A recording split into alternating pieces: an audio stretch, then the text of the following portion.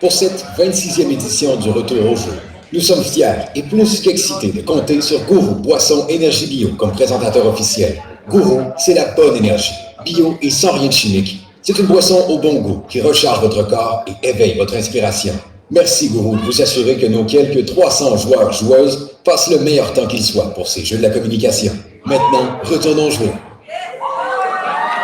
Les Jeux de la communication 2022 et Druide vous présentent le prix Antidote pour la qualité de la langue. Soignez la qualité de votre français durant les épreuves et vous pourriez gagner 2 logiciels essentiels aux pros de la communication. Antidote pour écrire mieux et Taptouche pour écrire plus vite. Maintenant, retournons jouer.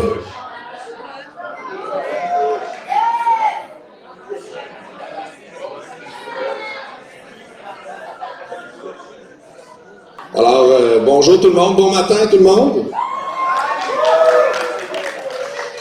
Bienvenue à l'épreuve gestion de crise de cette 26e édition des Jeux franco-canadiens de la communication. Alors, sans plus tarder, je vais vous présenter les juges qui nous accompagneront aujourd'hui. Ayant débuté sa carrière en gestion des mesures d'urgence au sein d'organismes publics, elle est maintenant directrice des communications et porte-parole principale à l'aéroport international Jean-Lesage de Québec. Panne majeure, alerte à la bombe, aéronef en difficulté, urgence environnementale et pandémie mondiale ne sont que quelques-unes des nombreuses gestions de crise qu'elle a eu à piloter au cours des 5 dernières années. Détentrice d'un baccalauréat et d'une maîtrise en communication publique de l'Université Laval, elle évolue dans le milieu depuis maintenant 10 ans. Veuillez accueillir chaleureusement Lauriane Lapierre.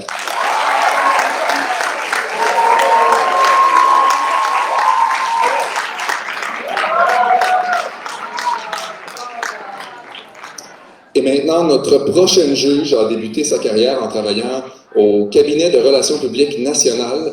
Elle y a œuvré pendant 12 ans et a servi des clients issus de toutes sortes d'industries, notamment les restaurants McDonald's du Canada, Sun Life et l'Agence spatiale canadienne.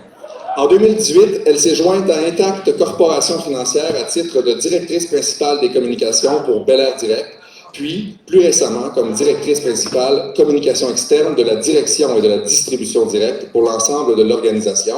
Veuillez accueillir Émilie Dutil-Bruno.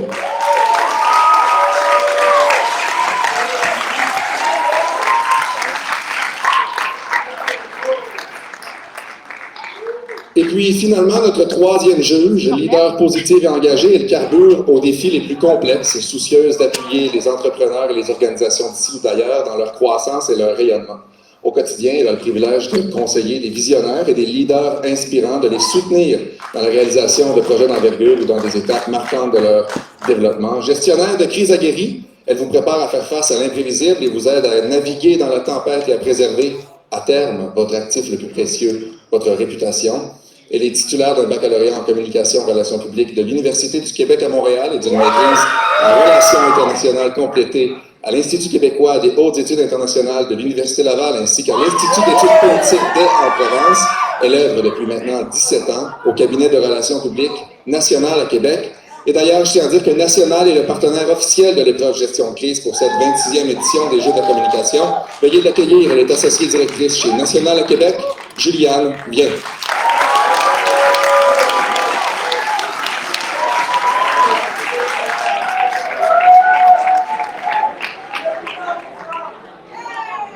Je tiens aussi à vous présenter une de nos journalistes qui est là pour le volet radio de l'épreuve. Elle est dans un autre local et d'ailleurs, elle vient d'effectuer l'entrevue avec la première université. Après un passage en arts et technologies des médias, elle a étudié en communication ainsi qu'en psychologie à l'Université Laval, en même temps que travailler dans les médias depuis maintenant 10 ans. Elle a travaillé comme animatrice journaliste et couvert de multiples événements importants comme la tragédie à Lac-Mégantic, le drame de la Mosquée de Québec et du soir de la tragédie de l'Halloween dans le Vieux-Québec. Dans les dernières années, il a surtout marqué les auditeurs du groupe Cogeco, dont le FM 93 à Québec, par ses reportages d'immersion au sein de clubs échangistes, de donjons sadomasochistes, de grandeur nature de l'École nationale de police ou avec des survivalistes. Pour ne nommer que ceux-ci, après 5 ans chez Cogeco, à 28 ans, elle a décidé de faire le saut et de plonger dans une nouvelle aventure au cours des prochaines semaines qui sera dévoilée sous peu, toujours dans le monde des médias. Elle accompagne nos délégations en ce moment. On peut l'applaudir quand même. Pascal Caron-Vézina.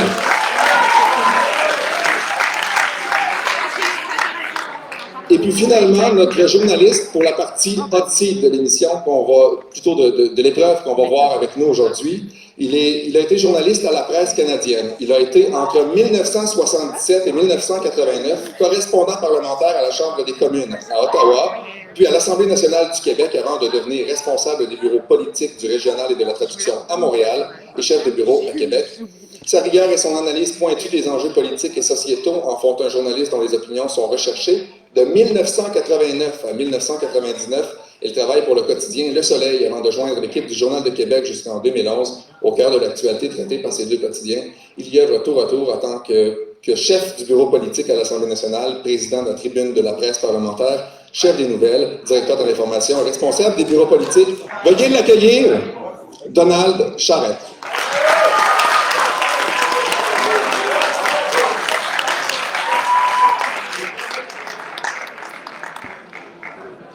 Et maintenant, on va... voyez-vous?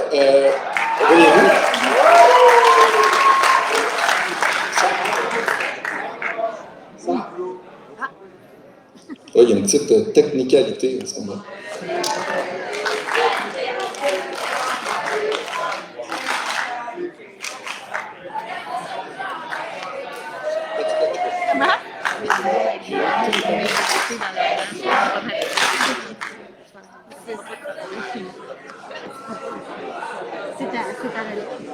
Alors, on va faire une petite lecture du mandat. C'est très important pour comprendre l'épreuve, mais vous allez voir, ça va être un petit peu long, alors on vous demande d'être indulgent, s'il vous plaît. Alors, la mise en contexte. Assurance Absolue est la deuxième plus grosse société d'assurance générale au Québec et la plus grosse société d'assurance collective en entreprise privée de la province. Elle compte au total plus de 3 millions de clients. Avec plus de 2500 employés, l'organisation est un employeur de choix, offrant des conditions de travail solides et des salaires concurrentiels. Son chiffre d'affaires représente près de 2,8 milliards de dollars canadiens annuellement. Mercredi 6 avril 2022. En fin d'après-midi, à leur grand étonnement, les experts en sinistre d'assurance absolue découvrent que les dossiers de plusieurs clients sont encryptés et qu'il est impossible d'y accéder. Les professionnels de l'entreprise ne sont d'ailleurs plus en mesure d'accéder au système de réclamation et les assurés qui souhaitent effectuer des requêtes ne sont plus en mesure de le faire. Après avoir mandaté sur le champ un groupe spécialisé en cybersécurité, la direction de l'entreprise est informée qu'il s'agit d'un rançon logiciel réclamant la somme de 4 millions de dollars américains afin de débloquer les données de ses clients et redonner à Assurance Absolue le contrôle entier de ses serveurs. C'est le groupe Lapsus qui est derrière cette cyberattaque, vous informent les experts en cybersécurité du groupe spécialisé. Alors qu'il était en ligne avec des assurés, certains experts en sinistre de l'entreprise auraient exprimé spontanément leur désarroi devant ces dossiers chiffrés, ce qui a alerté beaucoup de clients d'Assurance Absolue. Rapidement, plusieurs d'entre eux commencent à s'impatienter et à questionner l'entreprise. Jeudi 7 avril 2022. Madame Denise Gélina de Shawinigan, une nouvelle retraitée de 66 ans, fait appel aux médias jeudi midi pour dénoncer le flou dans lequel elle est tenue par son assureur, Assurance Absolue, à la suite de l'incendie qui a ravagé sa résidence cette nuit. Elle soutient que l'entreprise n'est pas en mesure d'accéder à son dossier, ni même de rendre ses multiples appels. Et ici, on a une citation. « Tout ce que je sais, c'est qu'un type de la compagnie m'a dit au téléphone qu'Assurance Absolue s'est fait hacker. Leur slogan a beau être « sécurité d'esprit, pas de toit, pas de nouvelles et un vol de données en prime. Moi, je me sens tout sauf en sécurité », a-t-elle déclaré à la caméra, visiblement sous le choc. En début de soirée, sur Twitter, des journalistes confirment avoir été informés par des sources proches de la haute direction de l'entreprise que de sérieux problèmes informatiques causeraient une panne informatique quasi généralisée touchant les employés et les clients d'Assurance Absolue. Vendredi 8 avril 2022. Vendredi matin, le bureau d'enquête du Journal de Montréal obtient des copies de courriels qui démontrent que l'entreprise savait depuis plus de 2 mois que ses systèmes informatiques étaient potentiellement découverts. On y découvre également que certains de ses employés avaient eu des comportements en ligne qui mettaient à risque l'intégrité des données de ses serveurs. Selon ces mêmes échanges, le directeur des technologies de l'information d'Assurance Absolue Alessia Koska a avisé il y a 1 mois ses collègues de la haute direction par une note d'information officielle que les comportements imprudents de certains de nos employés pourraient avoir permis d'une quelconque manière à des logiciels malveillants de se loger sur nos serveurs. En réponse à cette note d'information, un comité composé de gestionnaires de l'organisation et d'un consultant externe a rapidement été mis sur pied, soutient le Journal de Montréal, sans être en mesure toutefois d'indiquer les suivis effectués par ce comité. Vous êtes à la tête de l'entreprise et vous devez réagir.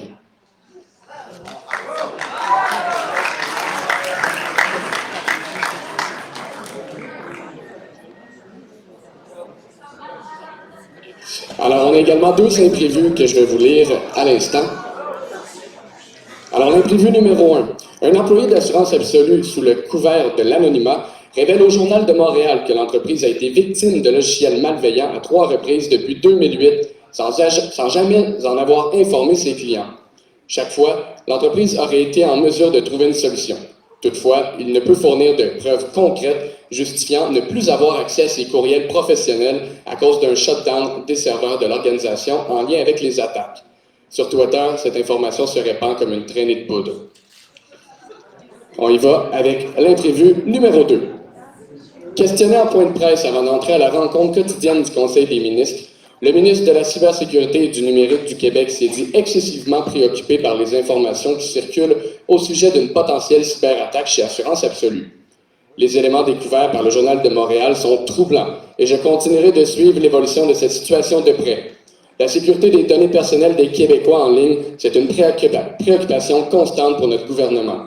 Il est primordial que l'ensemble des organisations du domaine de l'assurance de la province respectent la loi sur la protection des renseignements personnels dans le secteur privé et surtout les plus hauts standards en matière de cybersécurité. De plus, touché par l'histoire de sa concitoyenne, le maire de Shawinigan, Michel Anger, exige publiquement qu'Assurance Absolue prenne ses responsabilités rapidement et qu'elle explique clairement à toutes les Madame Gélina de ce monde ce qu'il adviendra de leur résidence et de leur bien assuré avec l'entreprise. Voilà pour les imprévus. Et maintenant, sans plus tarder, on va passer à la première université qui s'est prêtée au jeu. Il s'agit de l'Université Concordia.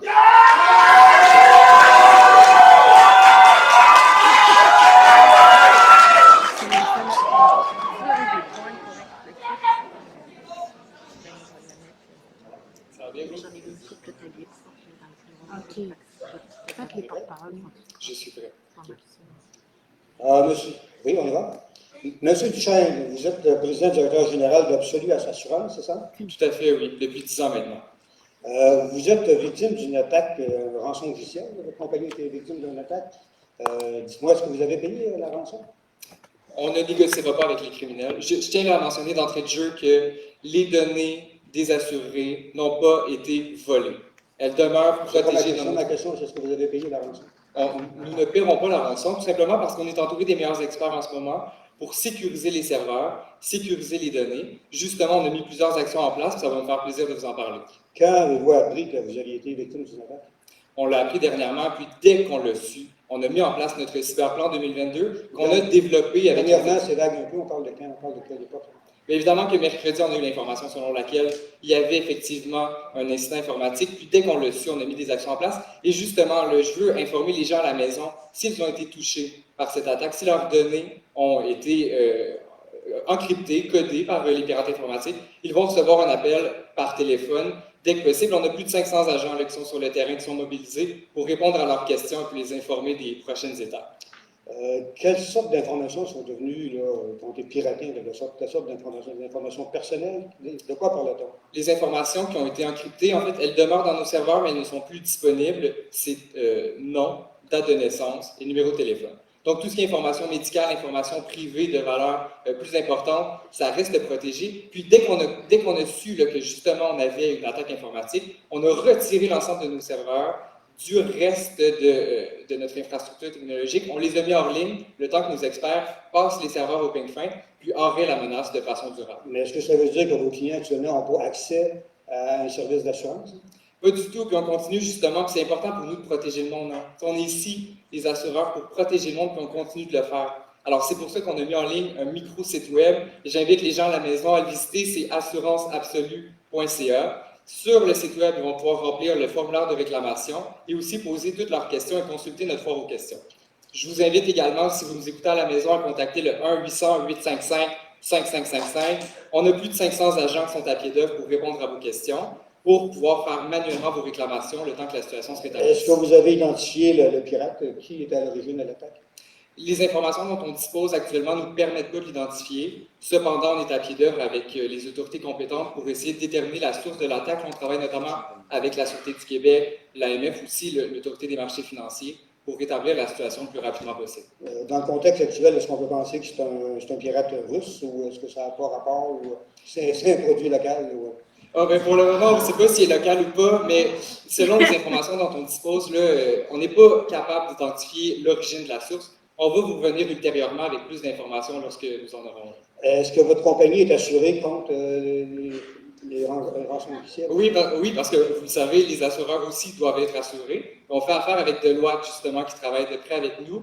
On a justement de l'aide juridique de Deloitte, des experts informatiques qui travaillent avec Deloitte pour rétablir la situation, puis s'assurer que les données qui n'ont pas été volées continuent de ne pas être volées, puis elles soient protégées. Combien de vos clients ont été piratés actuellement? Vous êtes capable de l'évaluer? On a évalué le nombre de clients à près de 25 000. Sur combien de clients potentiels? On a 3 millions de clients chez Absolu. On est une grosse compagnie d'assurance au Québec. C'est justement parce qu'on est une grosse compagnie d'assurance qu'on ne prend pas ça à la légère, qu'on s'engage à contacter individuellement chaque personne, mais aussi à offrir une protection Equifax sur 5 ans à chacun de nos assurés. Mais qu'est-ce qui vous garantit que ça se limite à 25 000 personnes sur 3 millions? Là? Comment avez-vous déterminé les 25 000 victimes de cette attaque-là? Bien, selon les informations dont on dispose pour le moment, ce serait 25 000 personnes. Cependant, chaque personne est importante, puis on est là pour elle, on est là pour lui, on est là pour accompagner le monde là-dedans. S'il y a d'autres détails, on va vous revenir avec grand plaisir. Dites-moi, pouvez-vous me résumer grosso modo ce que vous avez fait comme mesure là, pour aider vos clients qui sont très mal pris actuellement?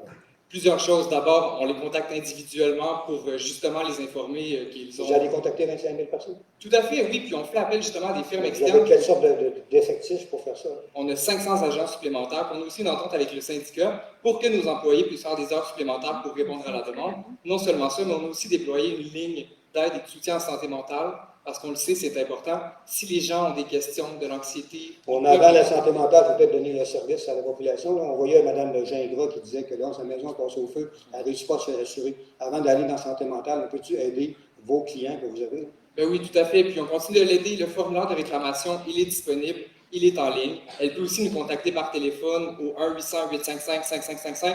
Comme je l'ai dit, on a plus de 500 agents qui sont présents, qui sont là pour elle, qui sont là pour les gens comme elle, pour répondre à leurs questions. Puis le maintien des réclamations, des paiements de réclamation demeure notre priorité parce que c'est notre pain, notre beurre. Aider le monde, protéger le monde, on va continuer de le faire.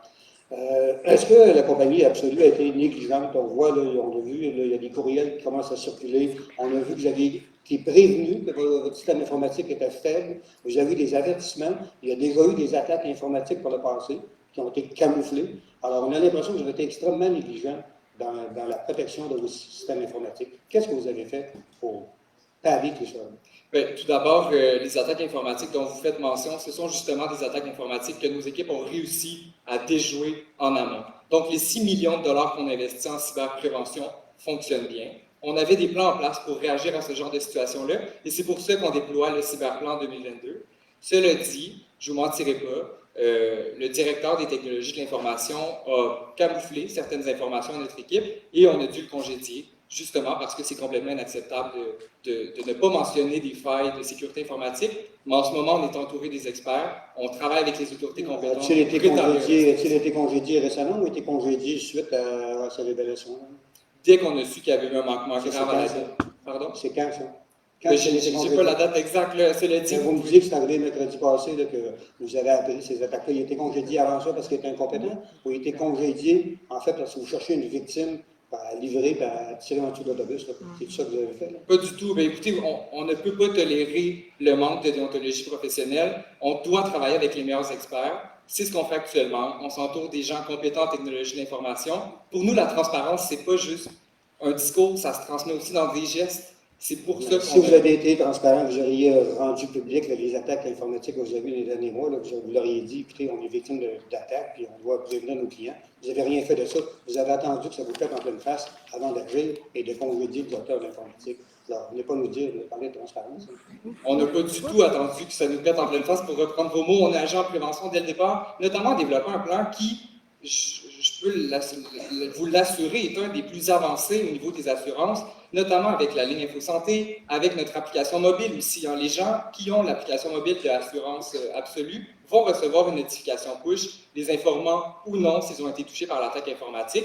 Mais je tiens à rappeler, les données n'ont pas été volées. Leur protection demeure notre priorité. Puis on met en place des mesures pour accompagner les gens dans cette situation. Est-ce que vous avez appelé la police? Tout à fait. Ah oui, absolument. Où en est l'enquête? Bien, vous comprendrez que je ne peux pas vous donner tous les détails parce que c'est une situation qui est entre les mains de la police. On travaille de très près avec la Sûreté du Québec, avec nos partenaires, avec l'AMF, avec la Commission de la vie privée du Canada. Puis aussi, on respecte la loi sur la protection de la vie privée. Est-ce qu'on peut s'attendre à ce que d'autres têtes roulent chez Absolue Assurance? C'est évident qu'on va faire une enquête interne parce qu'on veut faire la lumière sur cette situation-là. On la prend très au sérieux, comme on prend au sérieux la protection des données de nos assurés.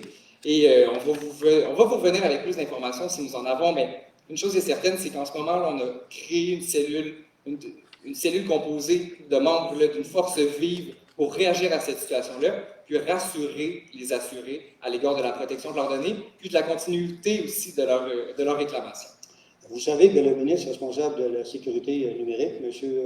Éric Kerr, a dit ce matin qu'il était très inquiet de ce qui se passait. Est-ce que vous craignez là, que les autorités politiques vous blâment ou qu'il y ait des suivis importants pour vous là-dessus? Je suis content que vous m'en parliez. Justement, j'étais au téléphone ce matin avec M. Kerr. Je l'ai assuré de notre entière collaboration dans le dossier. Évidemment qu'on va continuer de suivre, comme on a toujours suivi, la loi sur la protection de la vie privée du gouvernement du Québec. Puis, M. Kerr et moi, on partage le même objectif, c'est de protéger le monde, c'est de protéger nos données, puis c'est là-dessus qu'on va travailler. Est-ce que vous êtes conscient que votre compagnie est au centre d'un très grand scandale? On parle d'un scandale épouvantable. Est-ce que vous êtes conscient de ça et quelles seront les répercussions sur vos finances et sur la confiance des clients envers votre compagnie? Évidemment que c'est gros. Est-ce que c'est un scandale? C'est sous contrôle. Il y a un pilote dans l'avion, ce n'est pas un scandale. Ce pilote dans l'avion, c'est vous? Absolument. Puis, je suis entouré des meilleurs experts pour faire face à la situation. Vous pouvez en être assuré. Évidemment que c'est gros. J'aurais aimé ne pas nécessairement être avec vous aujourd'hui, pas parce que je vous aime pas, mais parce que c'est pas une situation qu'on désire vivre nécessairement. Mais les gens à la maison, nous assurer, nous 3 millions d'assurés peuvent être convaincus qu'on fait tout dans notre possible pour rétablir la situation le plus rapidement possible. Je vous remercie. Merci à vous.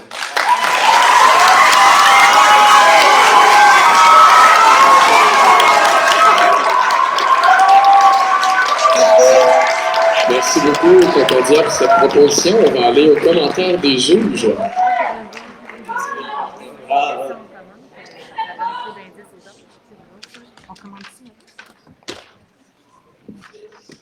Bonjour. On commence. Je veux commenter, mais je vais pas donner non plus trop d'indices pour les prochaines équipes sur les suggestions qu'on aurait pu faire. D'abord, je vous félicite d'être demeuré calme dans un contexte très hostile. Le calme en communication, c'est perçu comme un indice de compétence. Donc, plus on demeure calme, plus on confirme cette impression que la situation est prise au sérieux et qu'il y a un pilote dans l'avion. Je vous ferai une mise en garde, c'est-à-dire que dans une cyberattaque, on va essayer de ralentir un peu le tempo parce que vous n'aurez pas beaucoup d'informations à court terme puis que vous pourriez vous garder un peu de marge de manœuvre parce que vous n'êtes jamais à l'abri d'une enquête qui va révéler d'autres informations. Je trouve aussi intéressant que vous ayez voulu déjà quantifier le nombre de personnes potentiellement touchées. Suggestion, pour que ça soit plus percutant encore, peut-être 25 000 sur 3 millions, ça donne, somme toute, un faible pourcentage. C'est un chiffre qu'on peut travailler. Puis je positionnerais d'emblée, dès la première question, un message d'empathie pour les victimes alléguées. Et j'essaierais d'inscrire aussi l'organisation comme victime. C'est les cyberattaques, il n'y a personne qui est à l'abri de ça malgré toute la robustesse de vos plans. Donc, comment, malgré tout ça, on n'est pas à l'abri, mais ce qu'on doit décoder de tout ça, c'est le fait que vous le prenez au sérieux et que vous posez les bons gestes. Puis ça, je pense qu'on l'a bien senti qu'il y avait des mesures en cours. Suggestion, porte-parole 101, formation média 101. La question de Donald Charette vise à vous mettre des mots dans la bouche. Est-ce que vous vivez un scandale? On n'est pas en train de vivre un scandale. Est-ce que vous avez attendu, trop attendu? Donc, l'objectif, c'est que vous donniez de l'existence médiatique à ses propos, puis vous n'avez aucun avantage à entrer sur son terrain. Est-ce que vous vivez un scandale? Je vous rassure, nous sommes en contrôle de la situation et à pied d'œuvre pour aider les victimes. Tant que vous ne répétez pas ces propos, ils ne peuvent pas exister. Alors ça, c'est un petit truc là, pour ne pas entrer sur un terrain négatif, hein, n'est-ce pas, pour garder le contrôle et rester dans quelque chose de plus positif, puis de ne pas être sur son terrain à lui, puis de vous faire mettre des mots dans la bouche. Fait que je m'arrêterai ici pour ne pas révéler trop d'indices. Les autres équipes sont plus. Oui, c'est ça, sont pas là. Ah, les autres équipes n'entendent pas? Non, je pense pas. OK, c'est ça. Fait que je ne veux pas leur donner trop d'indices. Moi, j'ai aimé la ligne, bien d'abord, je vais continuer. Moi, j'ai aimé qu'on me répète souvent qu'on était là pour protéger le monde. Et ça, c'est très important de rappeler pourquoi on s'occupe des victimes, puis ce à quoi on fait. Je vous fais aussi une mise en garde. Si les données sensibles, c'est le nom, l'adresse puis le courriel, il n'y a aucune raison de notifier ces gens-là parce que ce ne sont pas des données qui sont jugées comme des renseignements personnels. Fait que soyez prudents sur offrir trop vite des protections. Pour ça que je vous dis, gardez-vous de la marge de manœuvre parce que vous allez vouloir protéger uniquement les gens dont les réelles informations sont compromises. Petite mise en garde. Ben, je salue aussi l'aplomb et le calme, bravo. Parfois, le calme pouvait dévier sur peut-être un peu trop un ton léger. Tu sais, quand je te regardais sourire à la caméra en nommant le numéro de téléphone, c'est sympathique, mais dans une situation de crise, c'est peut-être pas le bon ton à adopter.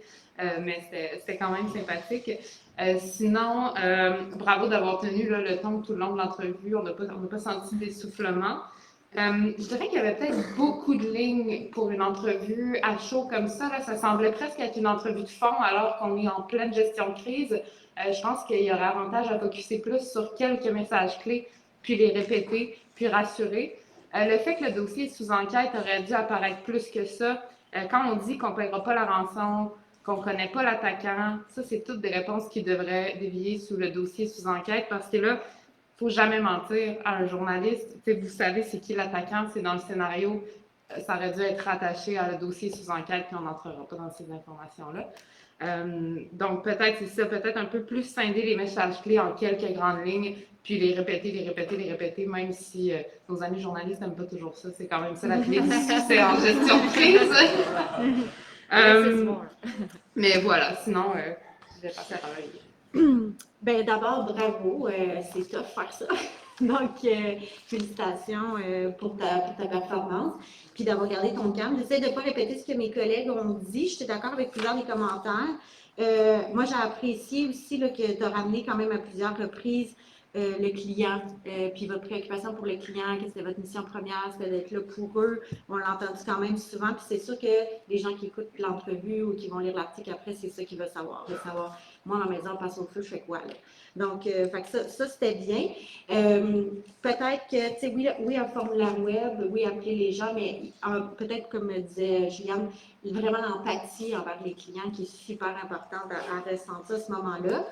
Bernard a quand même mis une coupe de piège sur ton chemin, tu ne peux pas tomber dans tous les pièges, donc bravo. Puis mon dernier commentaire, ce serait juste de ne pas oublier cette compagnie d'assurance. Donc oui, les réclamations, c'est la mission même, puis c'est sûr que c'est ça qui est au centre, mais si tous les services sont hors ligne, qu'est-ce qu'il y en est de tous les autres clients, quelqu'un qui appelle parce qu'il veut changer son paiement, quelqu'un qui veut acheter un véhicule, ça va les assurances, fait que peut-être aussi des informations pour ces clients-là, comment eux peuvent vous rejoindre si on peut accélérer. Mais félicitations.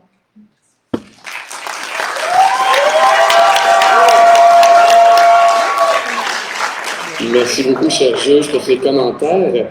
On va seulement amener une petite précision. Les autres universités à l'extérieur n'entendent pas les pitchs et n'entendent pas les commentaires non plus, donc vous pouvez vous lâcher lousse comme vous voulez sur les commentaires.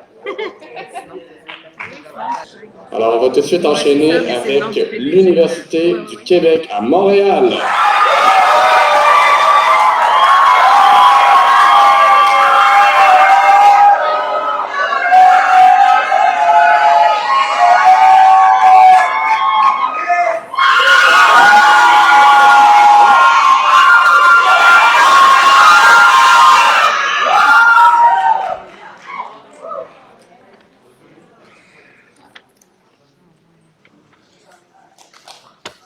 Bonjour, ça va bien? Et vous-même? Oui, merci. Votre compagnie a été victime d'une attaque informatique, une attaque dite de rançon logiciel. Dites-moi, qu'est-ce que vous avez fait depuis que vous avez appris cette attaque-là? Bien, déjà, je vais juste commencer en ayant un mot pour nos membres, pour nos clients qui se demandent ce qui se passe en ce moment. Je veux dire qu'on est sincèrement désolés pour cette situation-là. J'ai lu l'histoire de Mme Gémina à Shawinigan. Ça m'a brisé le cœur de savoir que cette dame-là a eu un incendie et qu'elle ne sait pas si elle aura un toit ou dormir la nuit. Je veux leur dire, on a une série de mesures en place pour ces personnes-là, justement. Elles vont comme suit. D'abord, on a mis en place une ligne téléphonique, le 1-800-444-3232. Appelez-nous, l'adresse courriel service client à commercial assuranceabsolue.com. Nos employés du service à la clientèle peuvent répondre à toutes vos questions et aviser si vous avez une réclamation ouverte, par exemple. Est-ce que vos mesures se limitent à une ligne téléphonique là, ou il y a d'autres choses? Non, on a aussi décidé de renforcer nos infrastructures de cybersécurité. C'est pour ça qu'on a procédé à la commande de Endpoint Detection Response. Ça, c'est à la fine pointe de la technologie. C'est un outil qui nous permet, en fait, de vérifier s'il y a des logiciels, par exemple des rançons shell, sur nos infrastructures numériques. Quand vous avez appris que vous avez été victime d'une attaque informatique? On a appris ça mercredi. En fait, on s'est rendu compte, nos experts de cybersécurité, que certains dossiers de clients n'étaient pas accessibles. Donc, on a fait appel à une firme spécialisée en cybersécurité et on nous a dit qu'il y avait un rançongiciel qui est entré sur nos serveurs. Donc, on a pris la décision de suspendre temporairement tous nos services, le temps de rétablir la situation, le temps de s'assurer que les données de nos clients sont saines et sauves. Et on est confiant qu'on pourra remettre nos services opérationnels dès que possible. Est-ce que vous avez payé la rançon? Non, en fait, il y a trois manières de sortir d'un rançon shell. La première, c'est effectivement de payer la rançon. La deuxième, c'est de détruire complètement toutes ces infrastructures numériques et de repartir à neuf. Et il y a la troisième option à laquelle nous, on a recours. Et c'est en fait qu'on a effectué dans les dernières années des sauvegardes de nos infrastructures numériques auprès d'une firme spécialisée. C'est des sauvegardes physiques, donc c'est vraiment des disquettes carrément qui sont entreposées.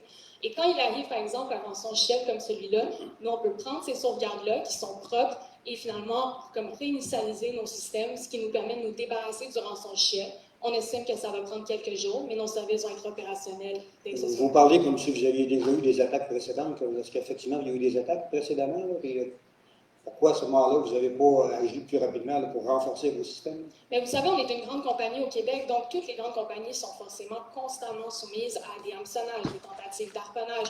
On a déjà eu des tentatives de logiciels malveillants qui voulaient justement corrompre nos systèmes, et c'est pour ça qu'on avait déjà une solide structure de cybertechnologie en place. Par exemple, on avait une politique interne, on avait une politique de gestion des identités et des accès, on avait déjà des experts qui étaient sur place. Donc oui, on avait des mesures en place, mais là, le rançongiciel est vraiment d'une virulence inouïe, et c'est pour ça, par exemple, qu'on fait appel à une nouvelle technologie comme les Endpoint Detection Response qu'on va installer, qui vont nous permettre de nous assurer que cette situation-là, elle n'arrive plus jamais. Il n'aurait pas été plus simple de payer la rançon?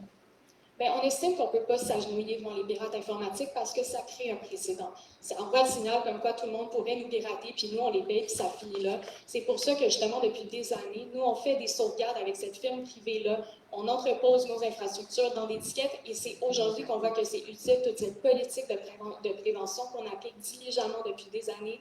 Aujourd'hui, elle va nous permettre de rendre l'intégrité de leurs données à nos clients. Êtes-vous en mesure d'évaluer les dégâts sur vos clients ou sur vos services informatiques ou sur votre réputation? C'est une très bonne question. Justement, nos équipes de cybersécurité sont en train d'enquêter là-dessus. Elles sont mobilisées. On a également lancé une enquête externe pour nous assurer de faire la pleine lumière sur ces événements-là. On n'aura pas les conclusions de l'enquête externe tout de suite, et au stade où on en est, on ne peut pas savoir précisément quelles données ont été touchées, parce que le principe d'un rançongiciel, c'est qu'on n'a plus accès aux serveurs. Donc, on ne peut pas voir nos serveurs, on ne peut pas savoir ce qui est bloqué, mais dès qu'on va pouvoir les rétablir, j'aurai plus d'informations à communiquer. D'après vous, combien de vos clients sont victimes actuellement de cette attaque-là? En ce moment, c'est impossible à dire. C'est pour ça qu'on a pris la décision de temporairement fermer toutes nos activités, pour nous assurer de limiter les dégâts s'il y en a.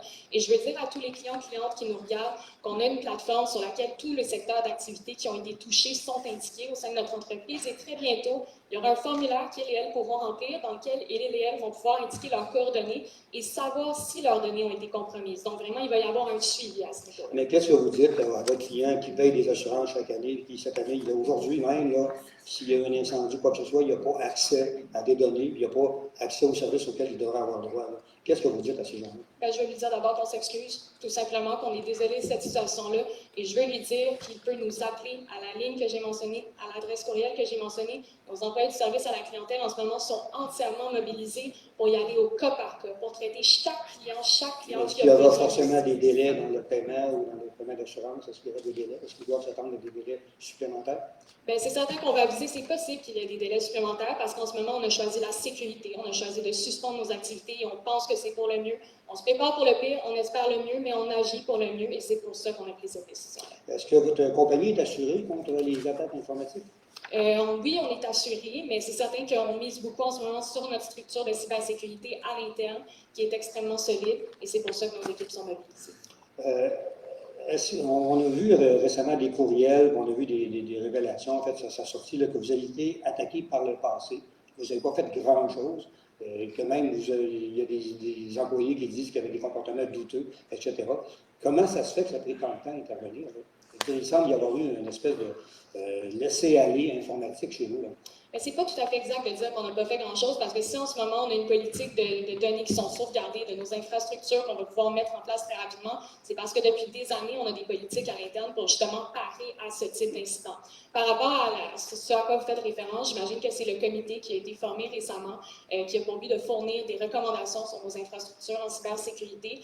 Le comité avait commencé ses suggestions, clairement, elles ne sont pas arrivées à terme, et ça, c'est une question importante qui doit être soulevée, et elles seront abordées dans le cadre de l'enquête externe, donc j'ai extrêmement hâte de voir les conclusions. Ben, moi aussi, puis dites-moi, est-ce qu'il va y avoir des conséquences s'il y a des gens qui vont perdre leur job, y a-t-il des gens qui vont se congédier dans cette histoire-là? C'est quand même quelque chose d'assez majeur.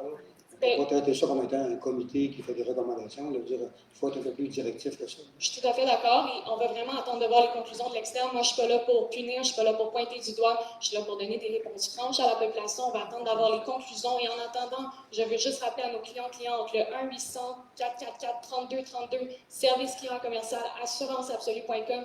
Nous sommes là pour répondre à vos questions. N'hésitez pas. Est-ce que vous avez contacté la police? Oui, on est en communication étroite avec la Sûreté du Québec, bien évidemment. Ce matin, le ministre responsable de la sécurité informatique, M. Éric, il a dit qu'il était un peu inquiet de voir là, que la compagnie, une grosse compagnie comme la vôtre avait des failles de sécurité. Qu'est-ce que vous répondez au ministre? Bien, je comprends ses inquiétudes et on lui offre toute notre collaboration en ce moment. D'ailleurs, on a inscrit justement ce qui s'est passé au sein de notre entreprise à la Commission d'accès à l'information. En vertu de la loi 64 qui est entrée en vigueur le 1er janvier 2022, c'est obligatoire maintenant. Donc, on a respecté nos obligations légales dans le cadre de ce qui arrive et on est en étroite communication avec le ministre à ce niveau-là. Est-ce que vous croyez que votre compagnie, quand même une très grosse compagnie, va se remettre rapidement de ce scandale? Je suis convaincue parce qu'en ce moment, nos équipes, elles ne sont pas les bras croisés dans leur bureau. Elles sont en train de travailler activement pour que tous nos clients, toutes nos clientes aient accès à leurs données, à leur compte le plus rapidement possible. Mais quelles seront les conséquences sur la réputation de votre compagnie et sur sa santé financière? Il y aura des conséquences. C'est quand même assez dérangeant ce qui s'est passé là.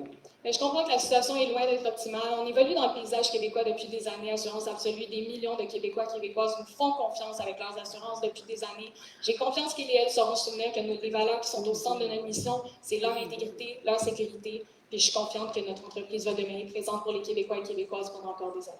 Merci. Merci à vous.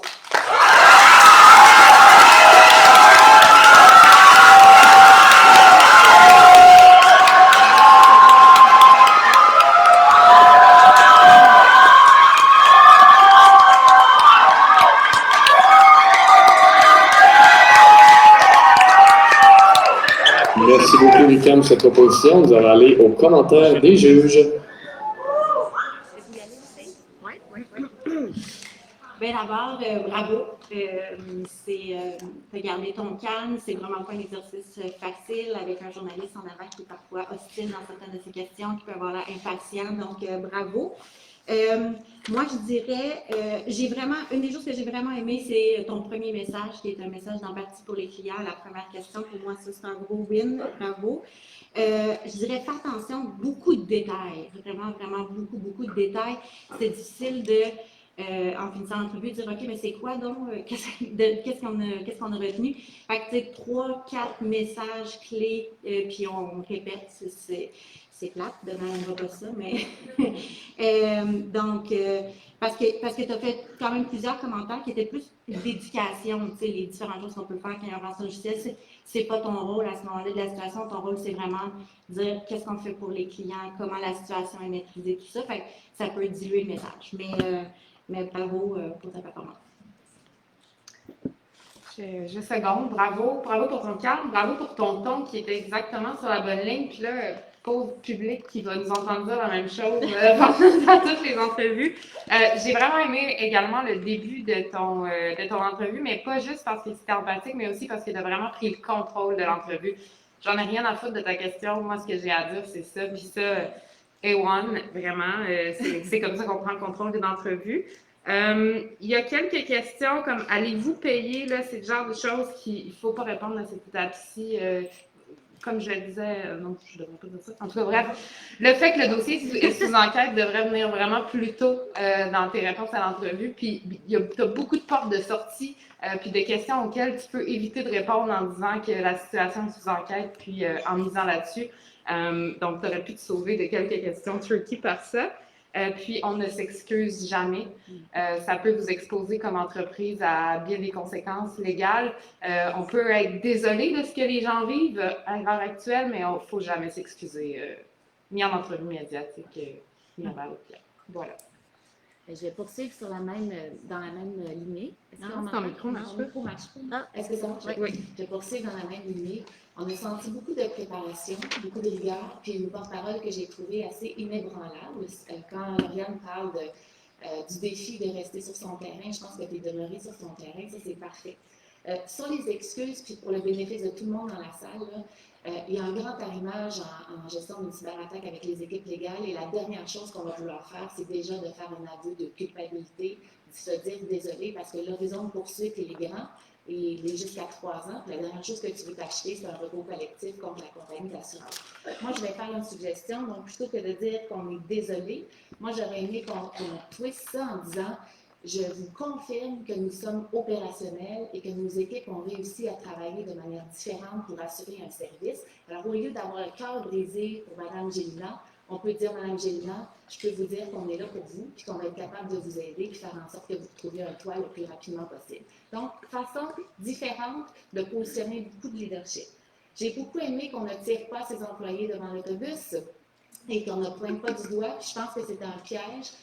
C'est trop tôt pour trouver des coupables à cette étape-ci. Il vaut mieux dire, ce que je peux vous dire, c'est qu'on n'est pas à l'heure de condamner, on est à l'heure de comprendre, on est à l'heure de mesurer l'étendue, l'ampleur de cette crise-là et d'être capable ensuite de poser les bons gestes.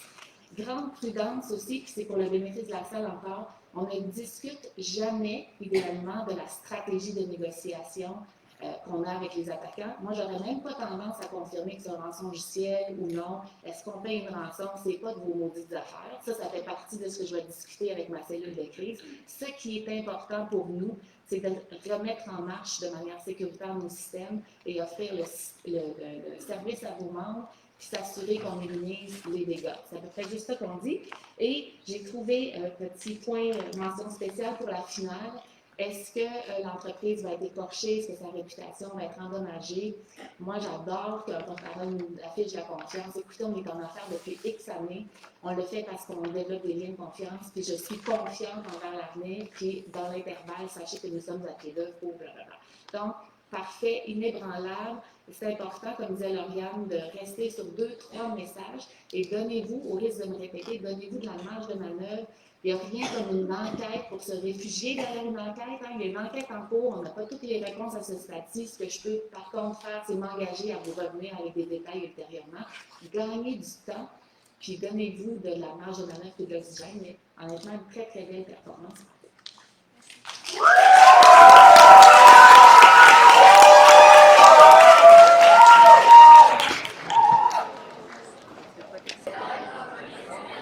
OK, alors on va enchaîner immédiatement avec la prochaine université, l'Université de Sherbrooke.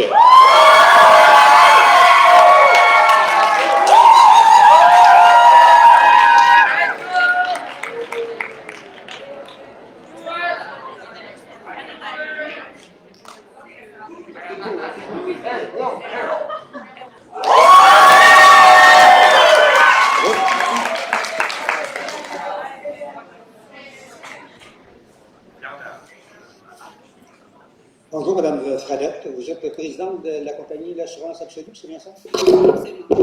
Pourriez-vous nous faire le point sur... vous avez été victime d'une attaque de rançongiciel. Pourriez-vous nous résumer où on en est actuellement dans cette situation? Oui, donc en fait, mercredi après-midi, depuis ce temps-là, on a une équipe spécialisée en Mercredi cyber... après-midi, quoi, excusez-moi? Mercredi. Justement, on a subi une cyberattaque d'un groupe de pirates qui essayent justement là, d'entrer dans nos systèmes pour justement en échange d'une rançon. Mais on tient à vous rassurer que la sécurité des données de nos usagers, c'est vraiment notre priorité. C'est pour ça qu'on a une équipe spécialisée en cybersécurité qui travaille très fort pour justement régler cette situation-là le plus rapidement possible. Et on tient à dire qu'on a arrêté temporairement tous nos services pour pas justement propager ce virus-là encore plus. La demande de rançon était de combien? Est-ce que vous l'avez vu?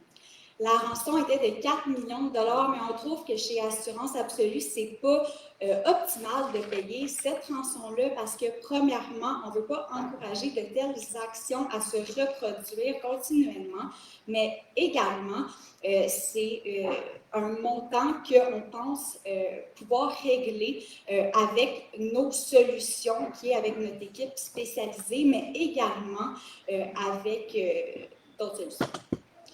Vous parlez des mesures que vous avez prises. Qu'est-ce que vous avez mis en place à part l'équipe spécialisée? Comment vous allez rendre des services à vos assurés? Là?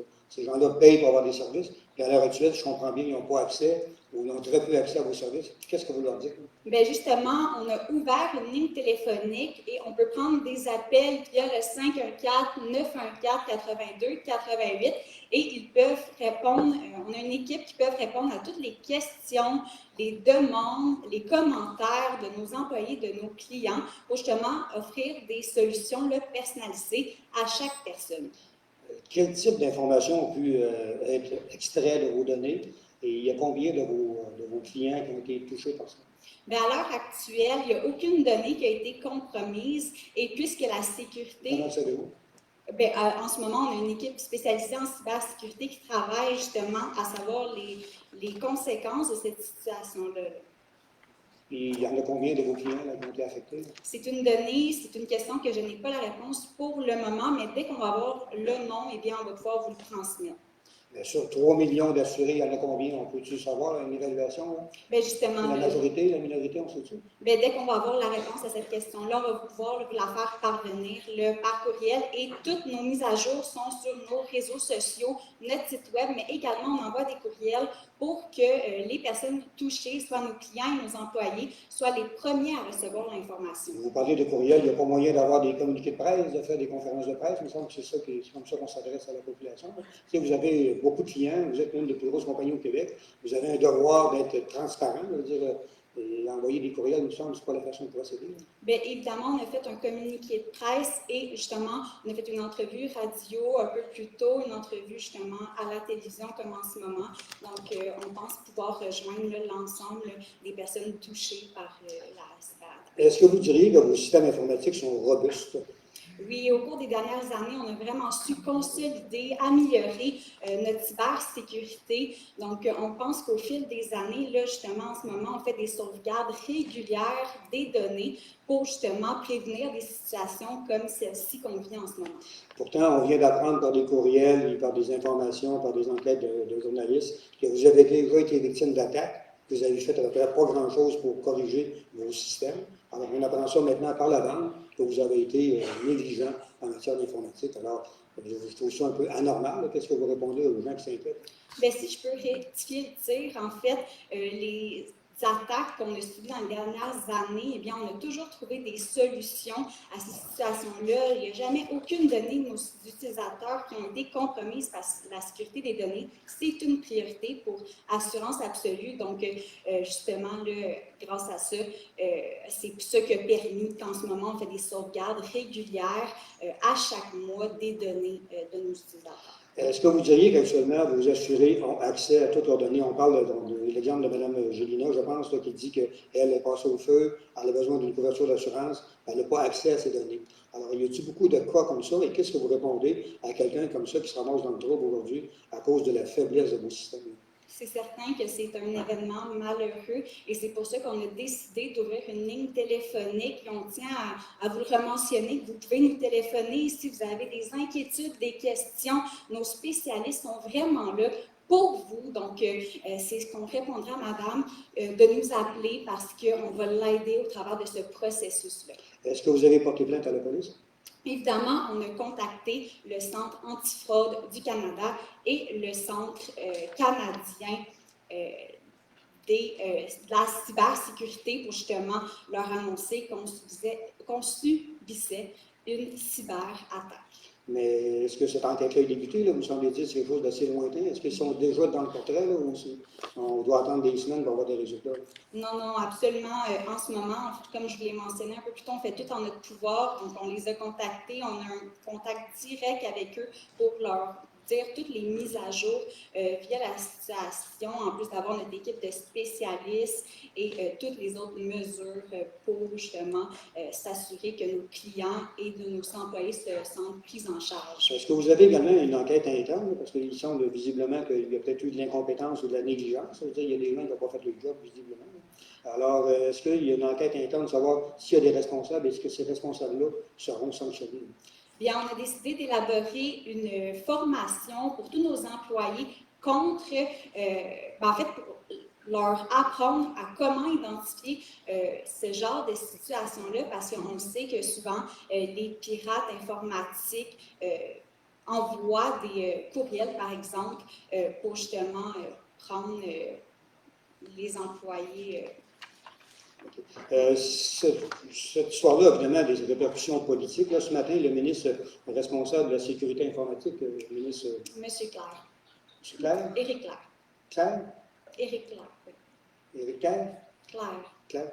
Oui. Alors, il a dit ce matin qu'il était un peu inquiet. Il trouvait que c'est un peu qu'une compagnie aussi importante que la vôtre soit victime d'une attaque comme celle-là, qu'elle réagisse mal. Qu'est-ce que vous répondez au ministre?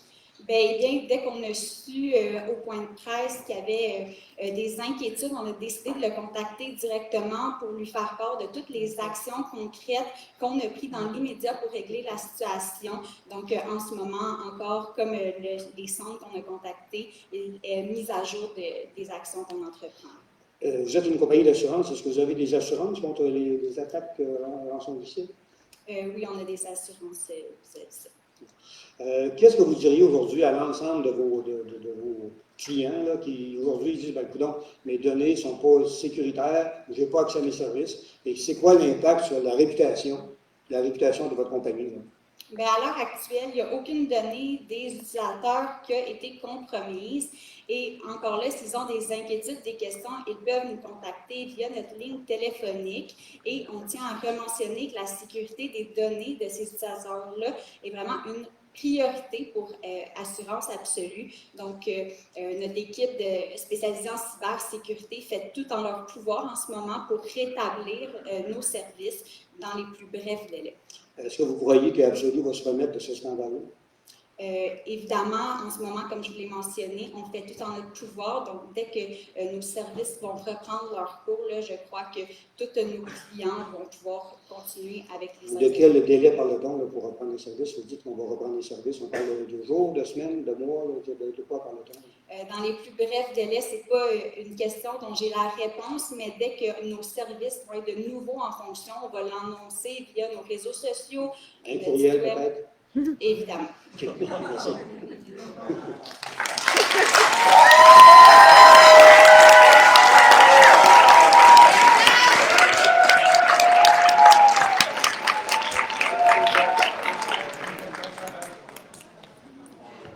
Merci beaucoup pour cette proposition. On va passer aux commentaires des juges.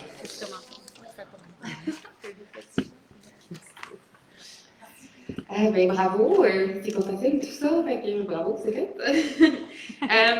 J'ai quelques commentaires pour toi. C'était bien, j'ai le communiqué de presse aussi avec moi. C'est pas clair pour moi, vous en êtes où dans la gestion de crise? On parle d'un groupe qui essaie de déchiffrer les données, mais selon les données que vous avez en votre possession, on n'est pas rendu là dans la gestion de crise. Donc, c'est vraiment important d'établir vous en êtes où, parce que ça, c'est pas une entrevue de fond post-crise. C'est vraiment une entrevue à chaud. On vient juste d'apprendre ce qui se passe. Voici comment on réagit à l'heure actuelle. Donc, c'est important de s'en tenir à ce qui s'est passé, comment on réagit, quelles sont les prochaines étapes, puis de rattacher tous ces messages à ces trois grandes catégories de messages clés là, si je peux le dire comme ça. Parce que là, tu sais, quand on parle de formation des employés, tout ça, tu sais, il est trop tôt, là. Notre priorité pour le moment, c'est vraiment de rétablir nos services. Donc, on ne rentre pas dans les détails parce qu'on perd vraiment l'auditeur si on va trop loin. Et c'est facile, là, c'est un piège dans lequel il est extrêmement facile de tomber. On parle aussi d'une cyberattaque, mais vous parlez de virus puis de propagation de virus. Donc, ça portait à confusion à certains moments. Puis sinon, je viens de le dire un peu plus tôt, là, mais parler de la stratégie de négociation, puis comment on va gérer la négociation avec ceux qui ont fait leur rançon logiciel. Il ne faut pas faire ça pendant les entrevues parce qu'on peut nuire justement là, à une probable sortie de crise. Voilà. OK. Bravo aussi pour ta performance. Moi, ce que je te conseillerais, que j'aurais aimé voir, c'est que tu prennes un peu plus le contrôle de l'entrevue dès le départ. C'est facile de répondre aux questions du journaliste, mais tu n'as pas besoin de répondre à ces questions. Toi, tu en as 3, 4 messages. Désolée. C'est quoi tes 3, 4 messages? Puis c'est ça que tu devrais avoir en tête, puis tu devrais utiliser chacune des questions comme une opportunité de sauter sur un de tes messages. Puis là, tu t'es comme laissé peut-être plus happer par ces questions. Ça fait que, peut-être c'est ça fait qu'on c'est moins fort sur c'est quoi là, que vous faites pour les clients. Puis, ce que j'essaierais de faire attention aussi, c'est au niveau de l'empathie pour les clients, parce que, mettons l'exemple de madame que sa maison a passé au feu, puis on dit il y a une ligne téléphonique, puis, elle s'en fout de la ligne téléphonique, là, elle n'a plus de maison. Fait que juste, peut-être de rajouter un petit niveau d'empathie sur les mesures qui sont mises en place pour qu'il y ait de l'humanité un peu là. Émilie l'a dit, là, une entrevue, c'est une occasion d'aller parler de ce dont on a décidé de parler. Là, tu es face à un vieux routier qui est difficile, qui est tough, qui nous coince, qui essaie de nous prendre sur le nom du ministre, etc. Ouais. Donc, il faut être très, très, très vigilante, puis garder le cap sur à peu près 2-3 affaires que tu veux venir nous dire. Tu veux nous dire que vous êtes vous êtes capable d'offrir le service de manière différente, mais vous l'offrez. Vous voulez nous dire que vous êtes entouré des meilleurs experts, puis que vous êtes en train de faire la lumière sur ce qui s'est passé. Moi, j'aurais aimé que tu nous annonces qu'il y avait une enquête en cours. Ça aurait été un refuge idéal pour toutes les questions. Si tu as un rançon logiciel, si y a-t-il des données exfiltrées, etc. On ne le sait pas. Il y a une enquête qui va nous permettre de le savoir. Merci, bonsoir. J'ai pas besoin de rentrer dans ce niveau de détail-là. En cyberattaque, l'amorce, elle est très importante. Donc, la première entrevue qu'on va faire est très importante parce que c'est là qu'on vient mettre la balle en jeu. Puis, 93% de la job en communication, c'est l'impression générale qui va se dégager de cette entrevue-là. Donc, est-ce qu'ils ont l'air en contrôle? Ils ont-ils l'air d'avoir posé les bons gestes? Puis, est-ce qu'ils vont me revenir si je suis visée? Puis, dans l'intervalle, au plan opérationnel, qu'est-ce que je fais, moi, si j'ai un sinistre? C'est à peu près juste ça qu'on veut leur dire. Sur les délais, puis pour le bénéfice de tout le monde est toujours pressé de savoir quand est-ce que ça va être rétabli. Puis de la vraie vie, c'est qu'on ne le sait pas. Puis qu'à chaque jour, dans une cellule de crise en cyberattaque, les experts en cyber vont vous dire peut-être demain, on va être capable d'en avoir un plus, un serveur qui marche, etc. C'est très long. Et moi, là-dessus, j'aurais des lignes du type l'important, c'est d'avoir une remise en marche qui se fait de manière sécuritaire, parce que nous, on ne lésine pas sur la sécurité. Puis deuxièmement, je comprends qu'on veut faire vite, mais ce qui nous habite, nous, c'est surtout cette volonté de faire bien les choses. Et ça, c'est des suggestions puis des voies de passage qui vont vous aider. Puis un peu dans le même commentaire que Lauriane avait, on n'est pas à l'étape de tracer des bilans, de congédier du monde, d'accroître la formation ou d'avouer des zones de vulnérabilité chez nous. On est vraiment en mode, on prend ça au sérieux, on déclenche une enquête. Je veux vous rassurer que vous pouvez appeler, qu'on va être capable de répondre à vos demandes et vos réclamations. Parce que dans le fond, il y a peut-être aussi une confusion dans le message. Il n'y a pas une ligne téléphonique pour venir ventiler votre anxiété de voir vos données compromises. C'est plus une ligne téléphonique, si je le comprends bien, pour qu'on continue de vous offrir du service, mais peut-être fait de manière manuelle. Je pense que c'est important que ce messager soit bien campé.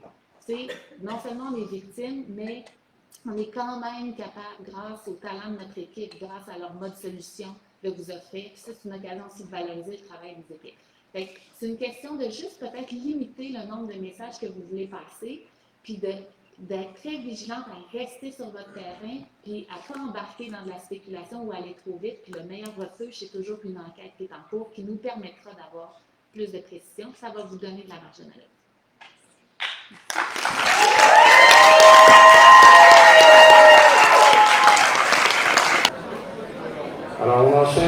immédiatement avec l'Université de Montréal.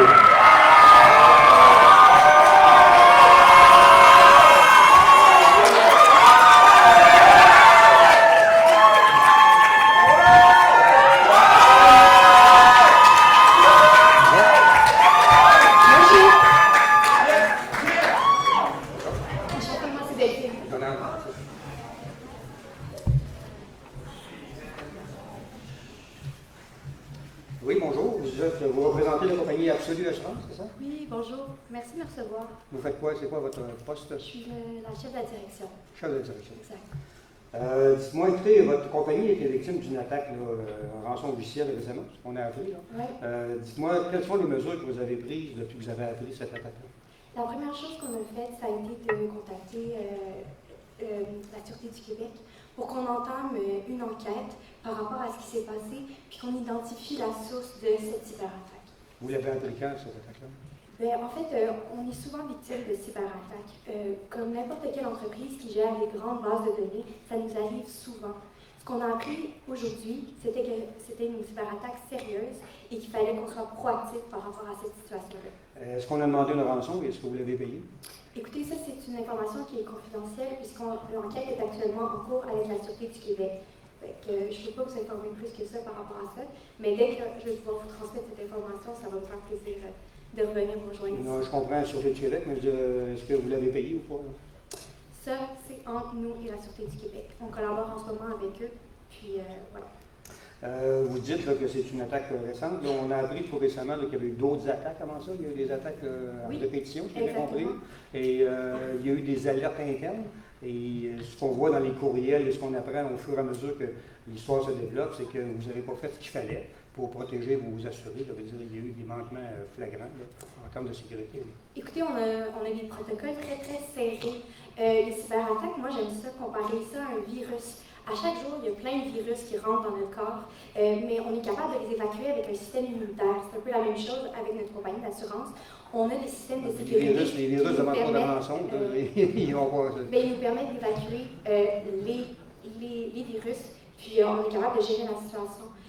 Mais en ce moment, on fait face à une attaque qui est plus grave. Mais nous, notre priorité numéro 1, parce qu'on sait que nos clients sont inquiets, on sait que la situation elle est extrêmement stressante, puis on sait, comme Mme Gélina, qui a fait beaucoup parler d'elle sur les réseaux sociaux, cette femme-là, elle est inquiète, puis elle vit une situation qui est extrêmement difficile. On est avec eux, puis c'est pour des gens comme ça qu'on fait le travail qu'on fait.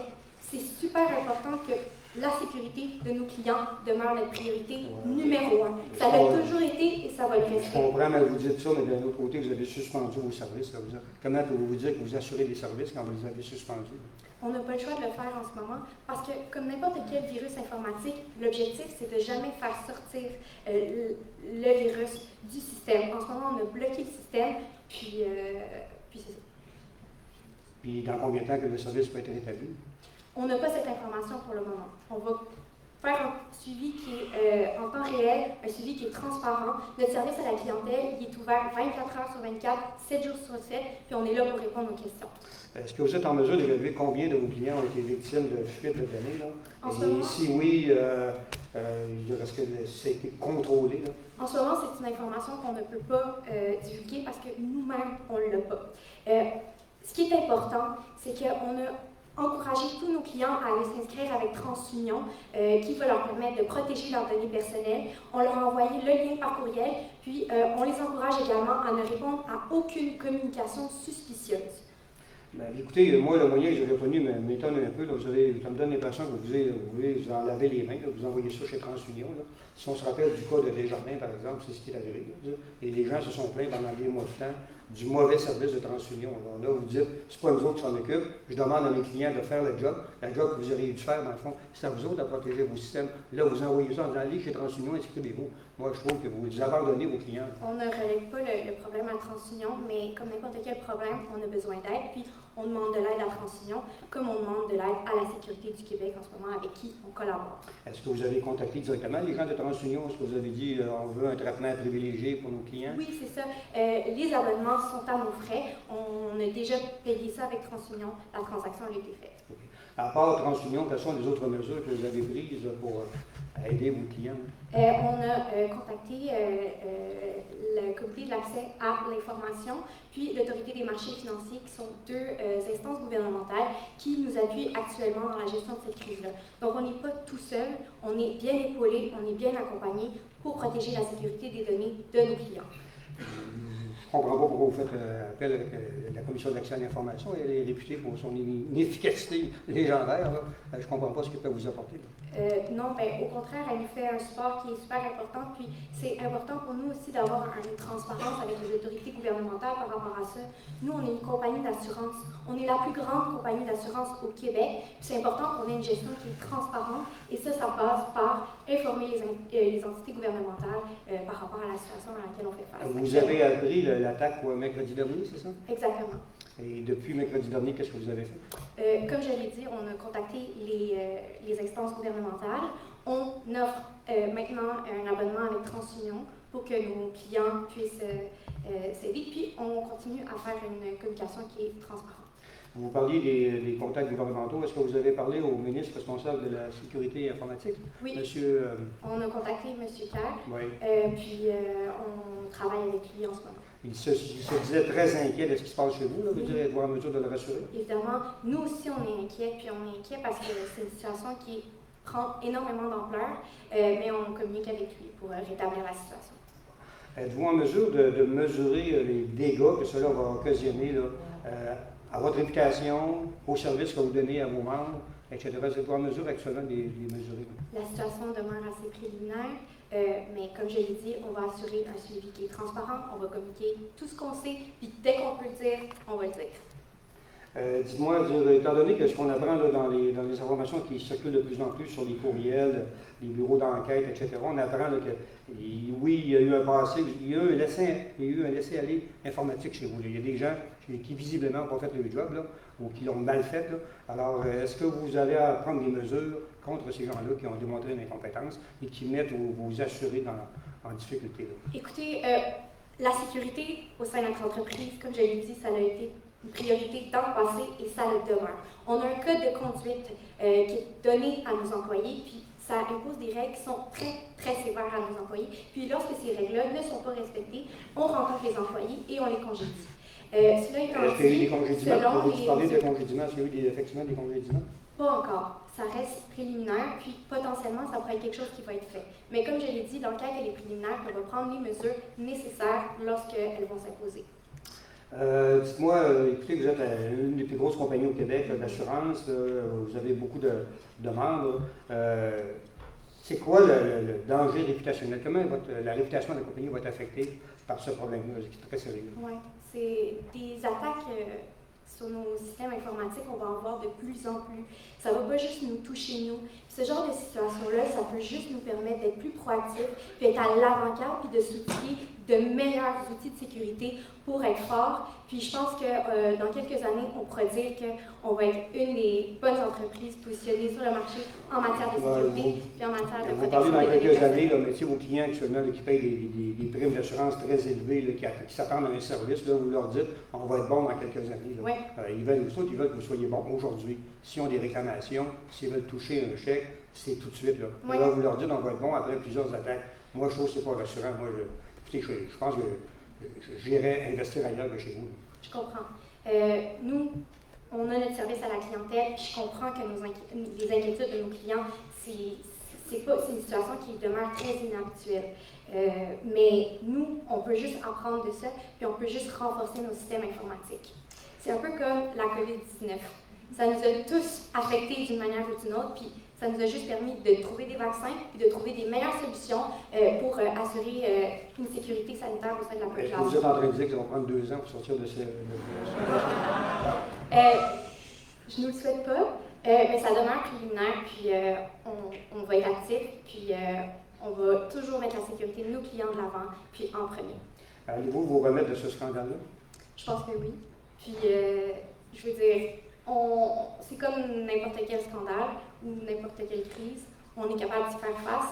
Puis, nous, on va de l'avant par rapport à ça, puis on est proactifs. Je vous remercie d'entrevue.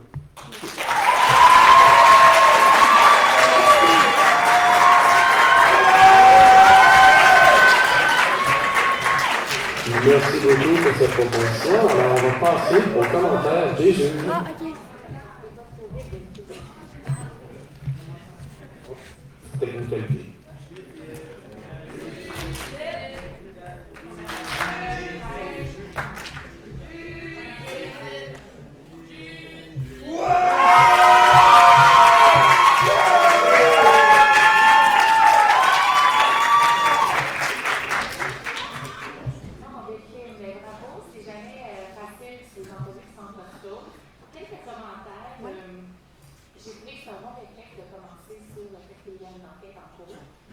Au risque de nous répéter pour les gens dans la salle, c'est important de donner de la marge de manœuvre, de revenir sur le fait que vous n'avez pas toutes les réponses à cette étape-ci, puis que ce qui compte, dans le fond, c'est de rassurer les publics immédiats. Comment fait-on pour avoir une réclamation?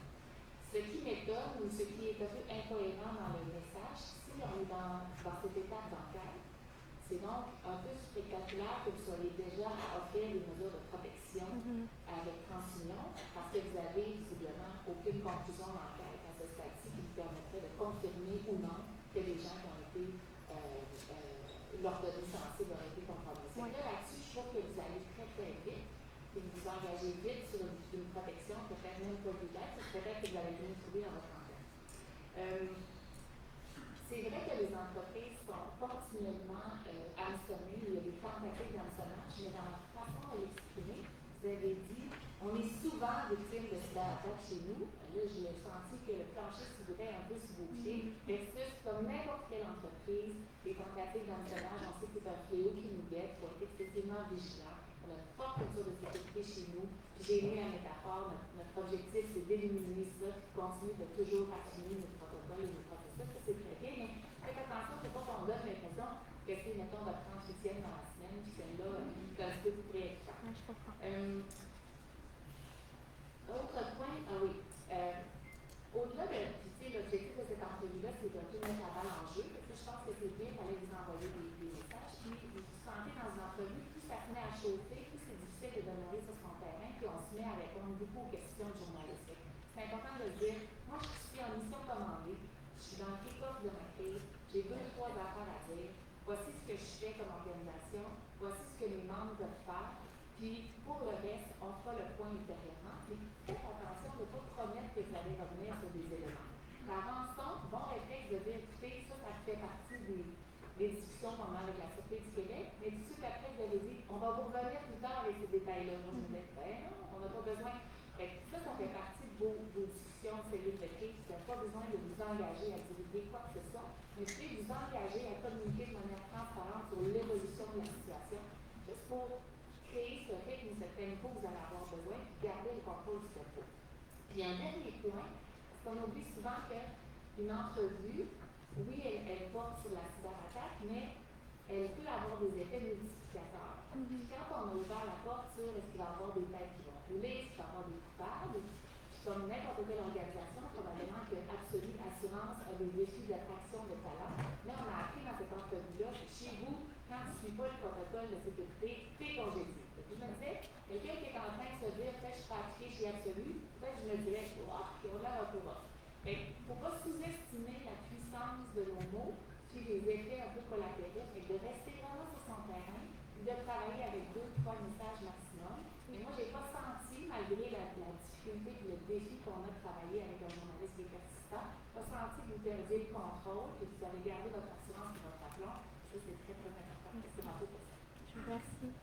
Oui, bravo. Pour compléter les propos de Juliane, qui a plusieurs commentaires très pertinents.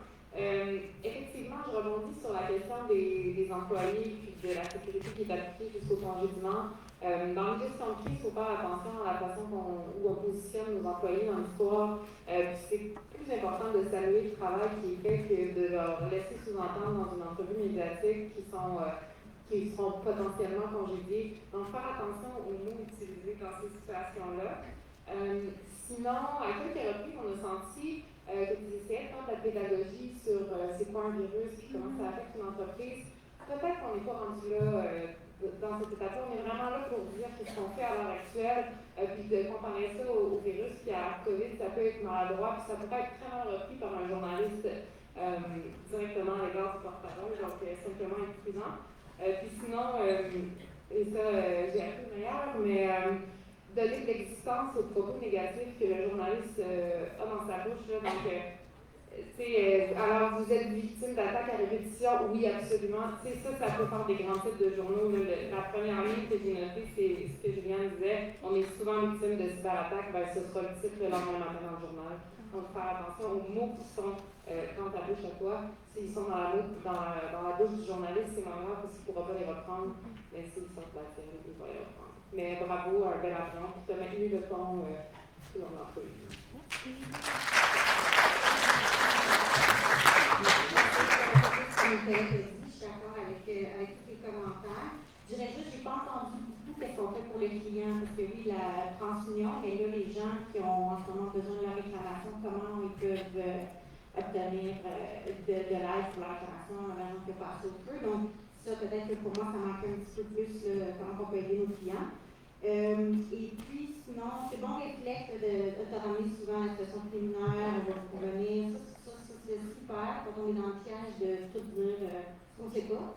Et puis, je fais attention avec le lien avec la COVID. Ça, je pense que ça peut ouvrir une porte, puis maintenant, de sauter dedans. Donc, ça, je fais attention. Mais sinon, bravo, ça. Merci. Merci.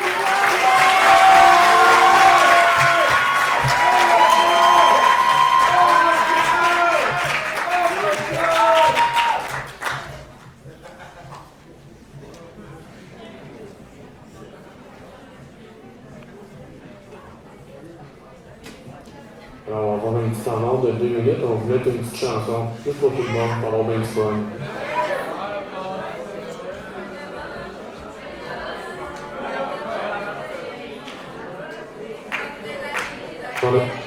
On vous demanderait de ne pas sortir, par exemple, de la salle, s'il vous plaît. On va faire une pause après. Restez dans la salle.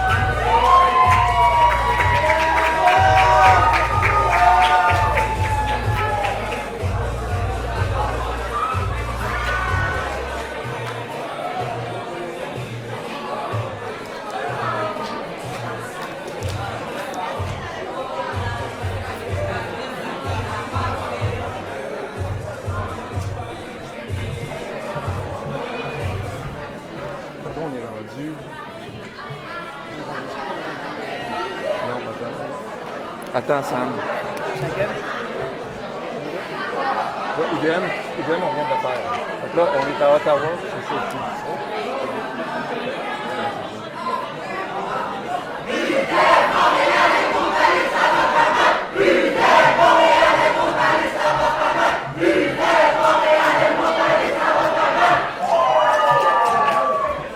On est toujours aussi choyé dans votre chanson IBM. On va vous demander de vous rasseoir, s'il vous plaît. On va enchaîner tout de suite avec la prochaine université, l'Université d'Ottawa.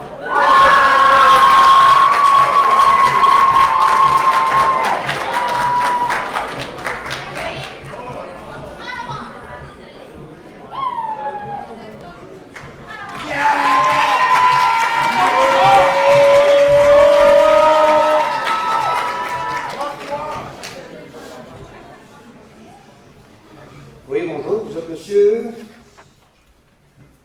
Rosalet, c'est bien ça? Exactement. Vous êtes le président, vous étiez le président de la... Oui, exactement. Alors, aujourd'hui, on a pris la décision, j'ai pris la décision très difficile de quitter mon poste en tant que président d'entreprise. Vous faisiez combien de temps que vous étiez président de la compagnie? Je pense que ça fait à peu près 5 années que je suis au chef de la compagnie. Et vous avez décidé de démissionner comme ça tout bonnement parce qu'il y a une attaque, il y a un rançon logiciel qui s'est manifesté chez vous? Non, c'est quelque chose de très difficile. La raison pourquoi j'ai décidé de quitter mon poste, c'est parce que je sais que j'ai trahi la confiance de mes clients. Et je crois que la meilleure décision pour eux, c'est de vraiment leur laisser la chance un renouveau. Quelqu'un d'autre qui va pouvoir venir prendre ma place et rebâtir cette confiance que malheureusement j'ai brisée. Et c'est pour ça qu'aujourd'hui, je décide de quitter le poste et de laisser la place à quelqu'un qui va pouvoir rebâtir les liens de confiance qui ont été brisés. Je m'étonne un peu de votre décision. Il me semble que quand il arrive une situation de crise, c'est au dirigeant, plutôt au dirigeant principal, d'assumer, de mettre en place les mesures qu'il faut pour redresser la situation. Et vous quittez soudainement parce qu'il y a une crise chez vous, je comprends pas. Oui, on a déjà pris des décisions en place pour contrer ce qui a été fait. Mais les décisions qui ont été prises ne sont pas suffisantes. Alors, on a déjà pris la décision de, par exemple, d'interpeller, d'aller chercher les personnes qui ont été affectées par la crise, que ce soit par des dédommagements, que ce soit par du soutien financier. Alors, on est là pour les clients, sauf que pour la suite des choses, pour rebâtir cette confiance, on a vraiment besoin de nouveaux visages. Est-ce que c'est votre décision ou c'est la décision du conseil d'administration? C'est vraiment ma décision, je vais être honnête avec vous. Je crois vraiment que je n'ai pas été à la hauteur de ma position. Et je veux vraiment... Est-ce que vous étiez responsable de l'informatique? J'étais en charge, c'est moi à la fin de la journée qui prend la responsabilité entière. Je suis le président à la fin de la journée et tout ce qui se passe sur ma compagnie. On parle d'une attaque informatique, c'est pas vous qui gériez les ordinateurs. Là. Pourquoi c'est vous qui devez sauter sur une situation comme ça? Je ne comprends pas. Alors, comme vous savez, il y a un mot qui a été mis de la part de la compagnie. Il y a un mot de la part de mon collègue Cassio, puis Alexio, puis je pense qu'on a essayé de s'en attaquer, mais on n'a pas mis assez de ressources. Puis je pense que j'ai échappé la balle cette journée-là et j'aurais dû me porter plus d'attention à assurer ce qu'on a vraiment montré. Je me mets à la place de vos assurés. Là. Vous avez 3 millions d'assurés au Québec, c'est une grosse compagnie. Et là, les gens voient dans les médias que le président démissionne. Est-ce que vous pensez que c'est de nature à rassurer vos clients, de dire, écoutez, même le boss est parti. Là. Alors moi, je m'étonne encore, là, pourquoi c'est vous qui devez payer pour cette erreur-là? Alors, même si je ne suis plus président, je reste quelqu'un qui a encore confiance en eux et j'utilise encore cette assurance. Comme je vous explique, je n'ai pas sauté le bateau, c'est plutôt un changement de capitaine pour redresser les voiles. Alors, malheureusement, j'ai détruit le pont ici de confiance entre les personnes qui sont avec nous et les employés. Et je pense que c'est le temps de rebâtir ce pont. Et c'est pour ça que j'ai décidé cette décision de partir. Et vous allez voir, mon collègue qui va prendre la relève va vraiment venir... Outre votre démission, quelles sont les mesures concrètes qu'Absolu a prises pour rétablir le service? Oui, alors premièrement, nous travaillons avec la justice présentement pour savoir qu'est-ce qui est arrivé parce qu'à la fin de la journée, oui, on a commis une faille, mais quelqu'un a profité de cette faille-là qu'il y avait auprès d'Insolence, le groupe Lapsus. Comme j'ai dit aussi, les personnes qui ont été touchées vont commencer à être contactées et vous pouvez aussi nous contacter dans le but vraiment d'assurer... Ils sont combien, ces gens-là? Pour être honnête, c'est une attaque qui est très récente, alors on n'a pas encore de numéro précis. C'est une investigation en cours, mais comme vous savez, une grande partie de notre réseau a été pris en otage. Puis, quelles sortes d'informations ont pu être piratées? Là? Alors, vous allez voir, c'est des informations assez générales et assez précises au même moment. Alors, ça dépend vraiment du cas par cas et ça dépend aussi, c'était quoi l'intérêt de nature, quel était le service que nous offrons à ces personnes-là. Si je comprends bien, on a demandé une rançon. Est-ce que vous avez payé la rançon et sinon, pourquoi? Alors, on n'a pas payé les rançons, on se suit vraiment à ce que la justice nous dit. Alors, on travaille avec eux, puis pour le moment, ce n'est pas l'option qui a été décidée d'être prise. Est-ce que ça va être quelque chose dans le futur? Je ne crois pas parce que nous ne négocions pas avec ce genre de personnes et ça fait juste habiliter le fait qu'ils vont le faire par la suite. Alors, je pense que le meilleur moyen, c'est vraiment de laisser la justice faire son travail. Écoutez, est-ce que vous considérez qu'Absolu Assurance a été négligente? Où il y a un certain laisser-aller, parce qu'on apprend là, par les courriels, par les enquêtes des journalistes, que vous avez déjà été attaqué par le passé, à plusieurs reprises, qu'il y a de vos employés qui avaient des comportements un peu douteux. On apprend tout ça récemment, et là, ça nous pète en pleine face. Là. Alors, il me semble qu'il y a eu un problème qui date de plusieurs mois. Il y avait une défaillance majeure chez vous, et vous ne l'avez pas vu. Je trouve ça assez inquiétant. Là. Oui, alors je ne crois pas que c'est la faute de nos employés. Nos employés, ce sont des gens exemplaires qui travaillent pour le bien-être de tout le monde. Je crois que ça a été vraiment... Vous êtes le seul employé non exemplaire, je comprends bien? Non, je pense que vu que c'est moi qui prends les décisions, c'est moi qui a négligé cet aspect. Alors, je sais qu'on aurait dû faire plus d'ateliers de sensibilisation, quelque chose que nous allons faire dans le futur avec nos employés, et non seulement les employés, mais aussi les membres de nos clients pour pouvoir contrer ces actes. Et aussi, il y a des nouvelles politiques qui vont s'instaurer au sein de la compagnie. Dites-moi, écoutez, c'est quoi le service que votre compagnie assure aujourd'hui aux gens qui payent des primes? Aujourd'hui, est-ce qu'ils ont accès à le service? Et s'ils n'ont pas accès, le service va être rétabli dans combien de temps? Comme je vous dis, c'est encore quelque chose qui est à travailler en cours. Combien de temps ça va prendre, je ne pourrais pas vous le dire. Mais je suis très honnête avec vous, on travaille d'arrache-pied 24 heures sur 24 heures pour rétablir le service. Mais pour le moment, on est là pour vous encore à ce jour. Et comme j'ai dit, si vous avez besoin d'aide, on va être là pour vous aider. Mais cette aide-là, prend quelle forme? Là? Ça peut prendre différentes formes. Ça dépend vraiment le besoin du client en tant que tel. Alors, si par exemple, malheureusement, votre maison a passé au feu, en attendant qu'on réussisse à rétablir le service, on va offrir des dédommagements, par exemple l'hôtel ou quelque chose, jusqu'à temps qu'on puisse régler le tout. Mais les gens vous rejoignent comment? Par téléphone? C'est quoi? Y a-t-il une ligne téléphonique? Y a-t-il un service d'urgence? Qu'est-ce que vous avez mis en place? On donne le cas de Mme Gélina, là, qui est dans la maison face au feu. Là. Qu'est-ce que vous dites à ces gens-là qui disent « j'ai besoin d'un chèque, d'un dédommagement tout de suite ». Qu'est-ce que vous répondez? Oui, c'est sûr. Alors, on a un peu changé la stratégie. Alors maintenant, vous voulez voir, il va y avoir des personnes qui vont soit vous contacter, ou vous pouvez contacter aussi votre assureur. Nous avons 2500 employés qui sont prêts à vous servir présentement. Alors, si vous juste contactez la personne avec qui vous faites affaire et on va être là pour vous aider et gérer votre cas selon vos besoins. Dites-moi, écoutez, il y a des implications politiques là-dedans. On a vu ce matin le ministre responsable de la sécurité informatique, M. Éric Kerr. Oui. Est-ce que vous l'avez contacté? Est-ce qu'il est au courant de votre démission? Comment a-t-il réagi à cette démission-là? Pour être honnête avec vous, je ne sais pas qu'est-ce que M. Kerr veut. Moi, je peux vous dire que ma seule préoccupation, ce sont les clients et non la politique.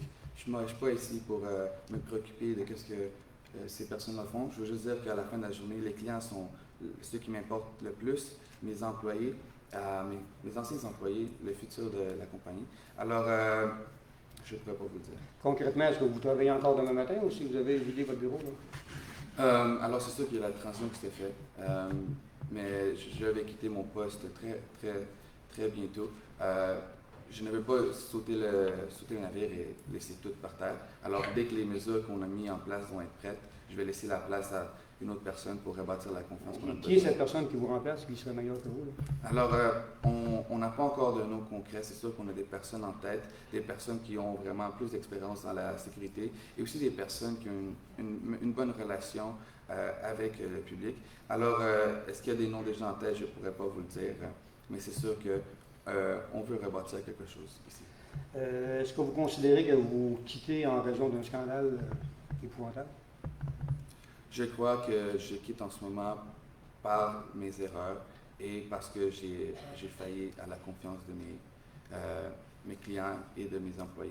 Est-ce que vous croyez vraiment qu'un acte de contrition personnelle là, est suffisant là, pour rétablir la réputation de l'Absolue Assurance? L'important, selon moi, c'est de comprendre qu'on est là pour vous servir. On est là pour votre bien-être et il y a une raison pourquoi il y a autant de personnes qui font affaire avec nous. Et je vous invite à la maison de continuer à travailler avec nous parce que nous voulons continuer à travailler avec vous parce qu'à la fin de la journée, le client est ce qui est le plus important. Bien, je vous remercie. Merci.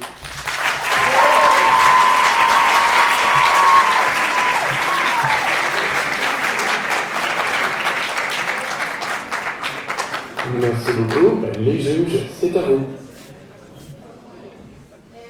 D'abord, bravo d'avoir fait un journaliste d'expérience comme ça qui va pas la main morte avec les questions difficiles, donc bravo pour ça.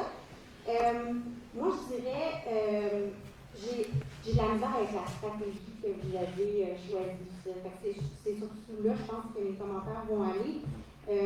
Parce que la démission du président à ce moment-là, il y a comme une confusion dans votre discours, parce que vous dites qu'il y a une enquête qui commence, vous avez parlé à la justice, On n'a pas toute l'information, mais tout de suite, le président démissionne. Donc, pour moi, c'est envoie un signal vraiment difficile pour vos clients dans le marché.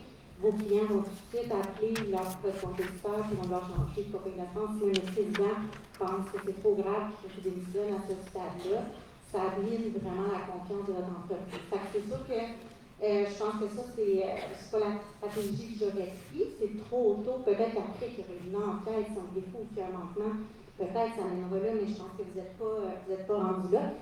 Puis, c'était pas concret pour moi. Les clients aujourd'hui qui ont été touchés, là, comment on est là pour l'aider? Si on n'a pas accès à ces données, tout ça, qu'est-ce qu'on peut faire pour eux? Vous dites que, tu sais, on fait une enquête, mais on se fait au cas par cas, mais c'est quoi qu'ils peuvent faire concrètement? Parce qu'eux, s'en foutent de ce qui se passe, les autres veulent savoir ma maison par son feu, qu'est-ce que je peux faire aujourd'hui. Fait que j'aurais voulu entendre parler un petit peu plus de ça. C'est quelques bons messages quand même au travail d'arrache-pied, ça c'est bon, mais c'est sûr que c'est dur de dire aux clients, faites-nous confiance, on va être là pour vous, mais moi, je m'en vais. Fait que ça c'est plus dur à faire passer comme message dans ce temps-là, mais je pense qu'on est allé juste un peu trop vite là, sur la stratégie. Oui, même chose de mon côté, c'est plus au niveau de la stratégie que je questionne que la présence du porte-parole. J'ai l'impression que cette entrevue-là aurait pu arriver 1 mois et demi après la crise suite à une décision qui aurait été prise par le président. Puis même là, un président qui quitte ne va jamais aller donner une entrevue sur les raisons de son départ en une gestion de crise. Donc c'est plus à ce niveau-là que je ne comprends pas parce qu'en fait, ce qui arrive, c'est qu'en essayant de régler une crise, vous en créez une autre. Qui est la démission du président. Donc, il faut être prudent avec la vitesse à laquelle on tire sur la gâchette. Mais sinon, effectivement, il y a quand même une maîtrise des messages, mais le client qui écoute l'entrevue n'est pas rassuré sur ce qui arrive avec ces données, puis comment la compagnie gère la situation, qui prend ça au sérieux, parce que le focus est complètement dévié sur la démission du président. La stratégie de diversion, ça peut être bon. Dans ce cas-ci, je me suis demandé si vous avez vu le cas ce matin, vous avez dit c'est bien trop compliqué, j'ai beaucoup de temps à démissionner. J'ai même senti que Donald essayait presque de vous raccrocher sur la chaise. Moi, je pense que c'est en temps de crise qu'émergent les grands leaders. Et qu'on a une occasion comme dirigeant, quand ça barre, quand il y a une tempête, de montrer qu'il y a une pilote dans l'avion. En posant cette tête de conviction, un peu trop tôt dans la séquence, c'est ce leadership-là qui s'effrite, ça donne une impression de sauvetage.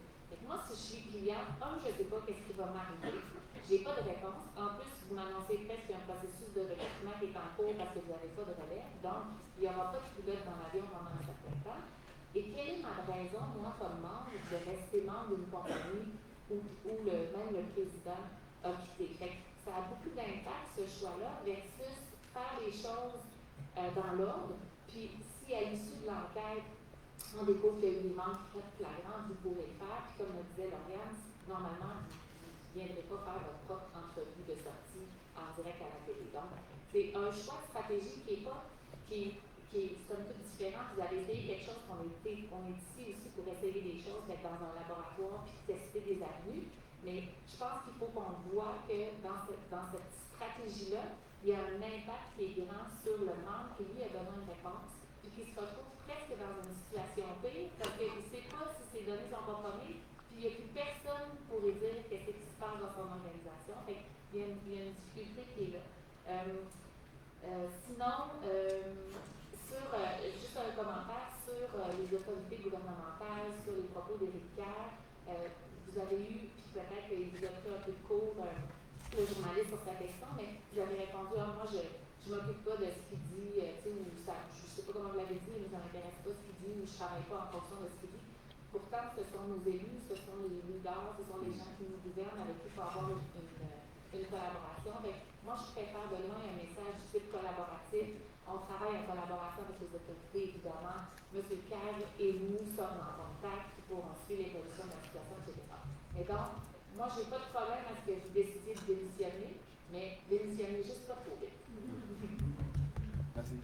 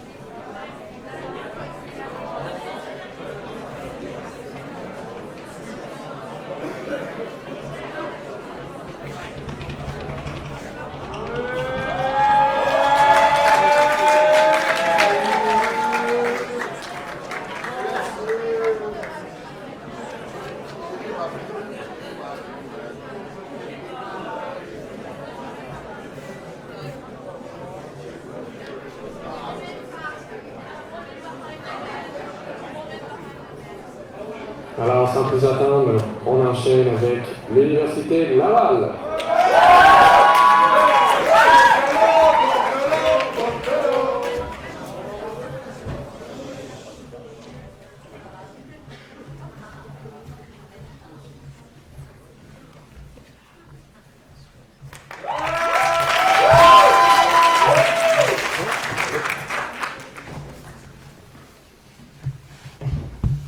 Bonjour, M. Bordelot. Bonjour, bonjour. Vous êtes le président directeur général de Absolue Assurance. En plein ça.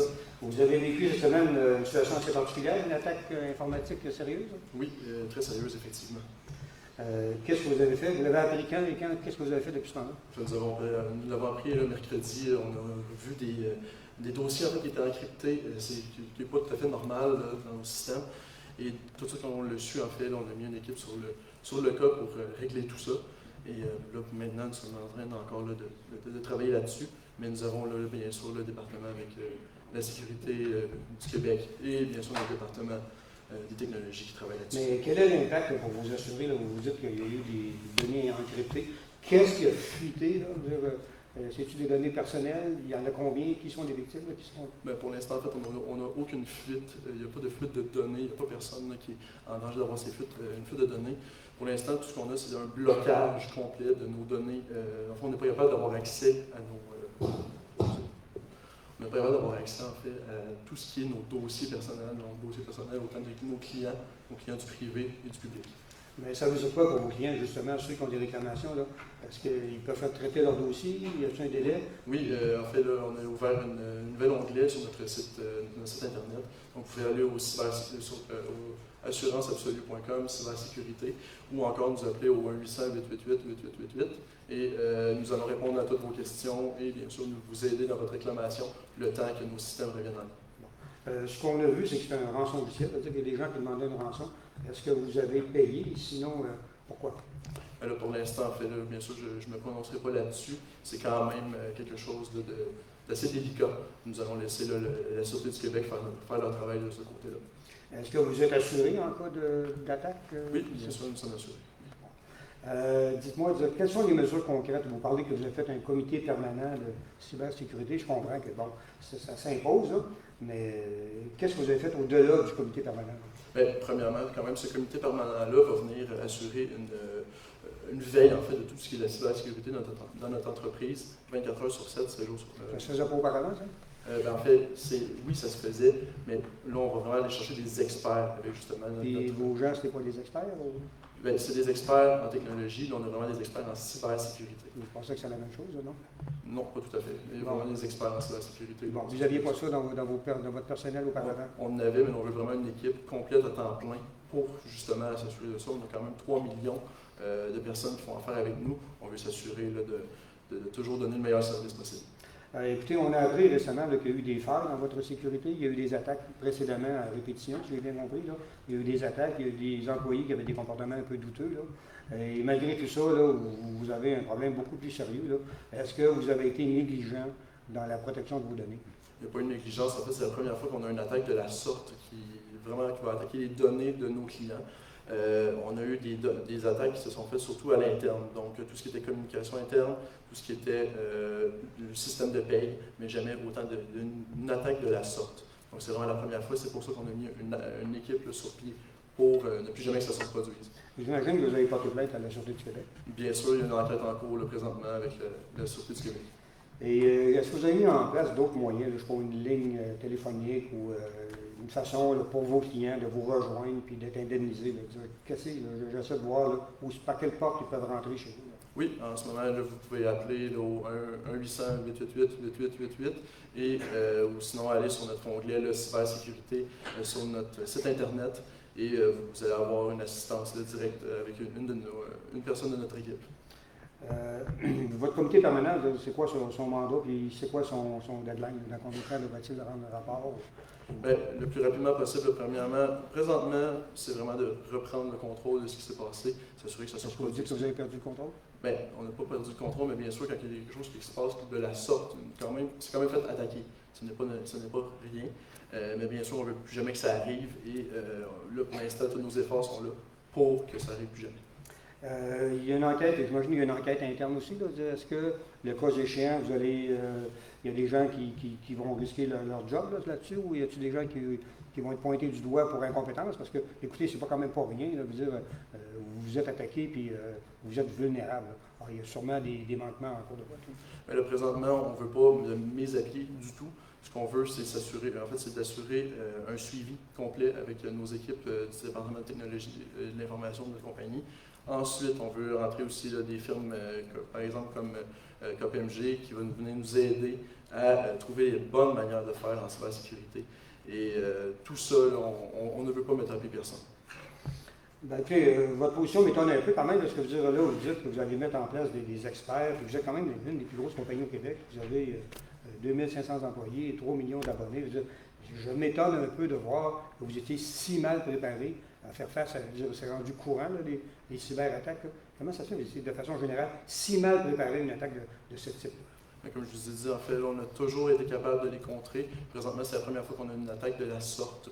Donc, on va vraiment se préparer là, à l'avenir pour ne plus jamais que ça arrive. Et la meilleure façon, c'est de mettre justement le comité, s'assurer de faire une formation complète avec nos employés, de continuer la formation que nous faisons déjà et finalement d'assurer, d'aller chercher aussi de l'expertise à l'externe pour nous épauler. Vous avez sûrement contacté les autorités politiques, je pense au ministre de la Sécurité informatique, M. Oui, M. Carrère. M. Carrère. Et quel est l'objet de votre discussion, de quoi vous avez parlé? Alors, en fait, je comprends tout à fait son désarroi. Moi aussi, je comprends sa réaction qu'il a eue. C'est son travail. Là. Il fait absolument son travail. On veut, là, pour l'instant, on le sait qu'on a été chercher l'aide nécessaire. Si on a besoin de leur aide, nous allons bien sûr faire appel au ministère de la cybersécurité et du numérique. Qu'est-ce que vous répondez à un client comme Mme Gélina, je pense, qui est passé au feu, là, qui dit bon, là, j'ai besoin d'argent, j'ai besoin d'un chèque, je me retrouve quasiment à la rue. Là. Vous lui dites quoi? Là, on a mis un comité sur place, c'est-tu de nature à la rassurer? Qu'est-ce que vous dites concrètement à une cliente comme elle? Là? Mais là, présentement, si on comprend, c'est totalement affreux, là, perdre sa maison dans un incendie. C'est pour ça qu'on l'invite là, tout de suite à appeler à notre ligne 1-800. 888-8888 et elle va avoir de l'aide directement avec un membre de notre équipe. Est-ce que vous diriez que Absolue Assurance traverse actuellement un scandale? Non, je ne crois pas que c'est un scandale, mais je crois que ça reste après tout. Comment vous les qualifieriez? De quoi? De petits problèmes techniques ou comment vous... Non, pas du tout. C'est quand même une attaque que nous avons eue, mais ce n'est pas un scandale. Comme je dis, on va régler ça et on va s'assurer d'aller chercher toute l'expertise qu'on a besoin pour ne plus que ça arrive. OK, bien, je vous remercie. Merci beaucoup.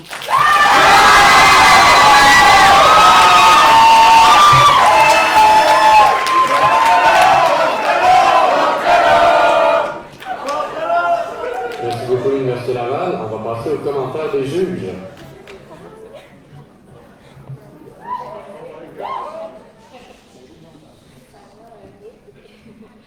Bonjour, Maxime. Je commence par un truc du métier. Quand on commence une entrevue, souvent on est nerveux, puis on va se sentir un peu plus nerveux au départ, versus à la fin, vous étiez plus confortable, tout ça. Un des trucs pour contrer ça, c'est de se rappeler que votre première réponse va dicter la suite des événements. Parce que demain, il va s'approvisionner, puis il va s'abreuver des phrases et des portes que vous allez ouvrir. Donc, plus vous préparez à l'avance votre première réponse, peu importe sa question, plus vous allez garder le contrôle de votre entrevue, puis faire baisser votre niveau de stress et de stress. Un bon outil pour faire ça, c'est sa première question porte un peu sur c'est quoi la situation. Vous savez, va vous demander une question un peu plus large pour voir par où vous allez partir. Donc, on pourrait déjà tenter nos 2-3 messages clés qui sont qu'est-ce que vous avez fait, puis rappeler les faits. Je vous rappelle qu'on a détecté une activité anormale sur nos systèmes. Dès lors, on a décidé de suspendre le système, puis de démarrer l'investigation. Le service est assuré par nos membres par des voies plus manuelles ou des moyens plus manuels pour continuer à assurer un service, etc. Puis voici ce qu'on va faire. Où je trouve que c'est dangereux dans votre entrevue, c'est qu'à au moins 4 ou 5 occasions, vous nous avez dit on va faire ci et ça et ci et ça pour que ça n'arrive plus jamais. Donc, et ça, on ne veut plus que ça arrive jamais, et je ne veux plus que ça arrive, et ça n'arrivera plus jamais. La journée que ça va réarriver, vous venez de vous créer une pression immense sur les épaules qui va peut-être pousser l'organisation à poser des gestes parce que vous nous aviez promis que ça n'arriverait plus jamais. Donc, on ne peut pas promettre parce qu'on est dans une industrie où les cyberattaques, vous en vivez, vous ne savez même pas que vous en vivez. Souvent, quand ils sont rentrés dans vos systèmes, ça fait en moyenne 180 jours qu'ils sont déjà là. Donc, Vous ne pourrez pas nécessairement over-promettre que ça n'arrivera pas, sauf que vous pouvez promettre que tous les efforts sont faits. Il faut faire attention à des aveux de culpabilité, puis des aveux ou des phrases qui donneraient l'impression que vous étiez débrouillard et que vous n'en faisiez pas assez. Moi, quand vous annoncez un comité permanent cyber, je pense que je le verrai un peu plus loin dans la séquence. À l'issue de l'enquête, dans une perspective d'amélioration continue, puis parce que vous êtes habité d'une forte culture de sécurité, vous allez créer même un comité supplémentaire. Mais dans l'intervalle, qu'est-ce que vous faites pour les membres, qu'est-ce que vous faites pour les clients, etc. Et je vous donne une autre occasion à saisir quand Donald vous amène sur allez-vous congédier les gens, etc. Ça, c'est un exemple de question pour faire un peu de judo. Au lieu de travailler à pointer les gens du doigt ou commencer à spéculer, on n'est pas rendu là, etc., profitez-en pour valoriser le travail des gens qui sont là présentement. Donc, est-ce que je vais congédier du monde? M. Charette, merci de votre question, parce que présentement, nos gens, c'est notre actif le plus précieux, sont à pied d'œuvre pour offrir un service dans des conditions qui ne sont pas évidentes, et je profite de cette occasion pour saluer leur travail. On est chanceux comme organisation d'avoir des gens aussi engagés que vous. Imaginez comment vous voulez faire des points de vote. Donc, on fait des points de vote, commence derrière aussi en même temps, on va voter nos groupes à travers l'entrevue. Du coup, on ne lui donne pas qu'est-ce qu'il veut, mais on reste sur notre tête. Voilà. Merci. Oui, merci. À quelques reprises, d'abord, bravo. C'était super intéressant. Puis effectivement, on a senti devenir plus confortable au fur et à mesure que l'entrevue avançait. Au départ, on sentait que tu répondais directement aux questions du journaliste, puis tu t'enfonçais dans son piège, puis que c'était des petites réponses courtes sans message clé. C'est revenu un peu plus tard. Mais pour se sortir de ça et reprendre le contrôle, toi, tu nous vois pas. Je pense que si t'avances, ça va être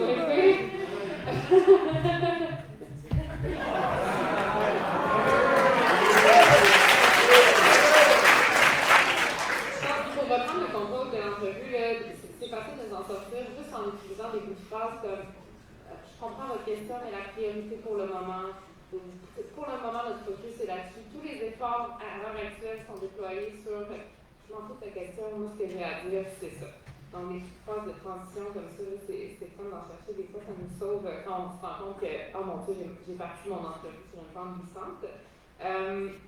Sinon, je le disais précédemment, là, mais les journalistes vont essayer de nous mettre des mots dans la bouche pour aller chercher des quotes.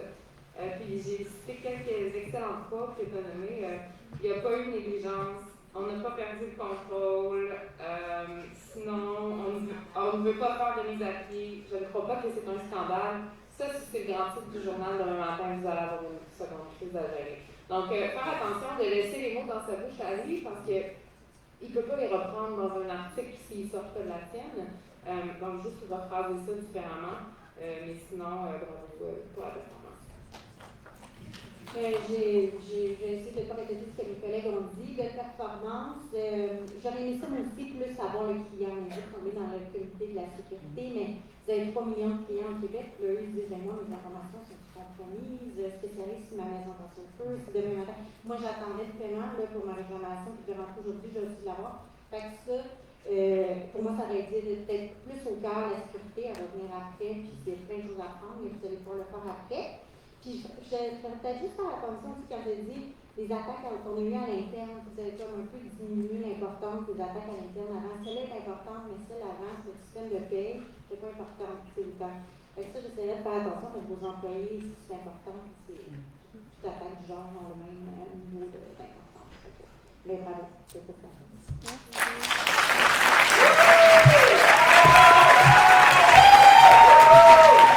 Pour une dernière fois, on remercie National pour cette gestion de crise et merci à vous, chers juges, vous avez été formidables. On vous invite à retourner en arrière.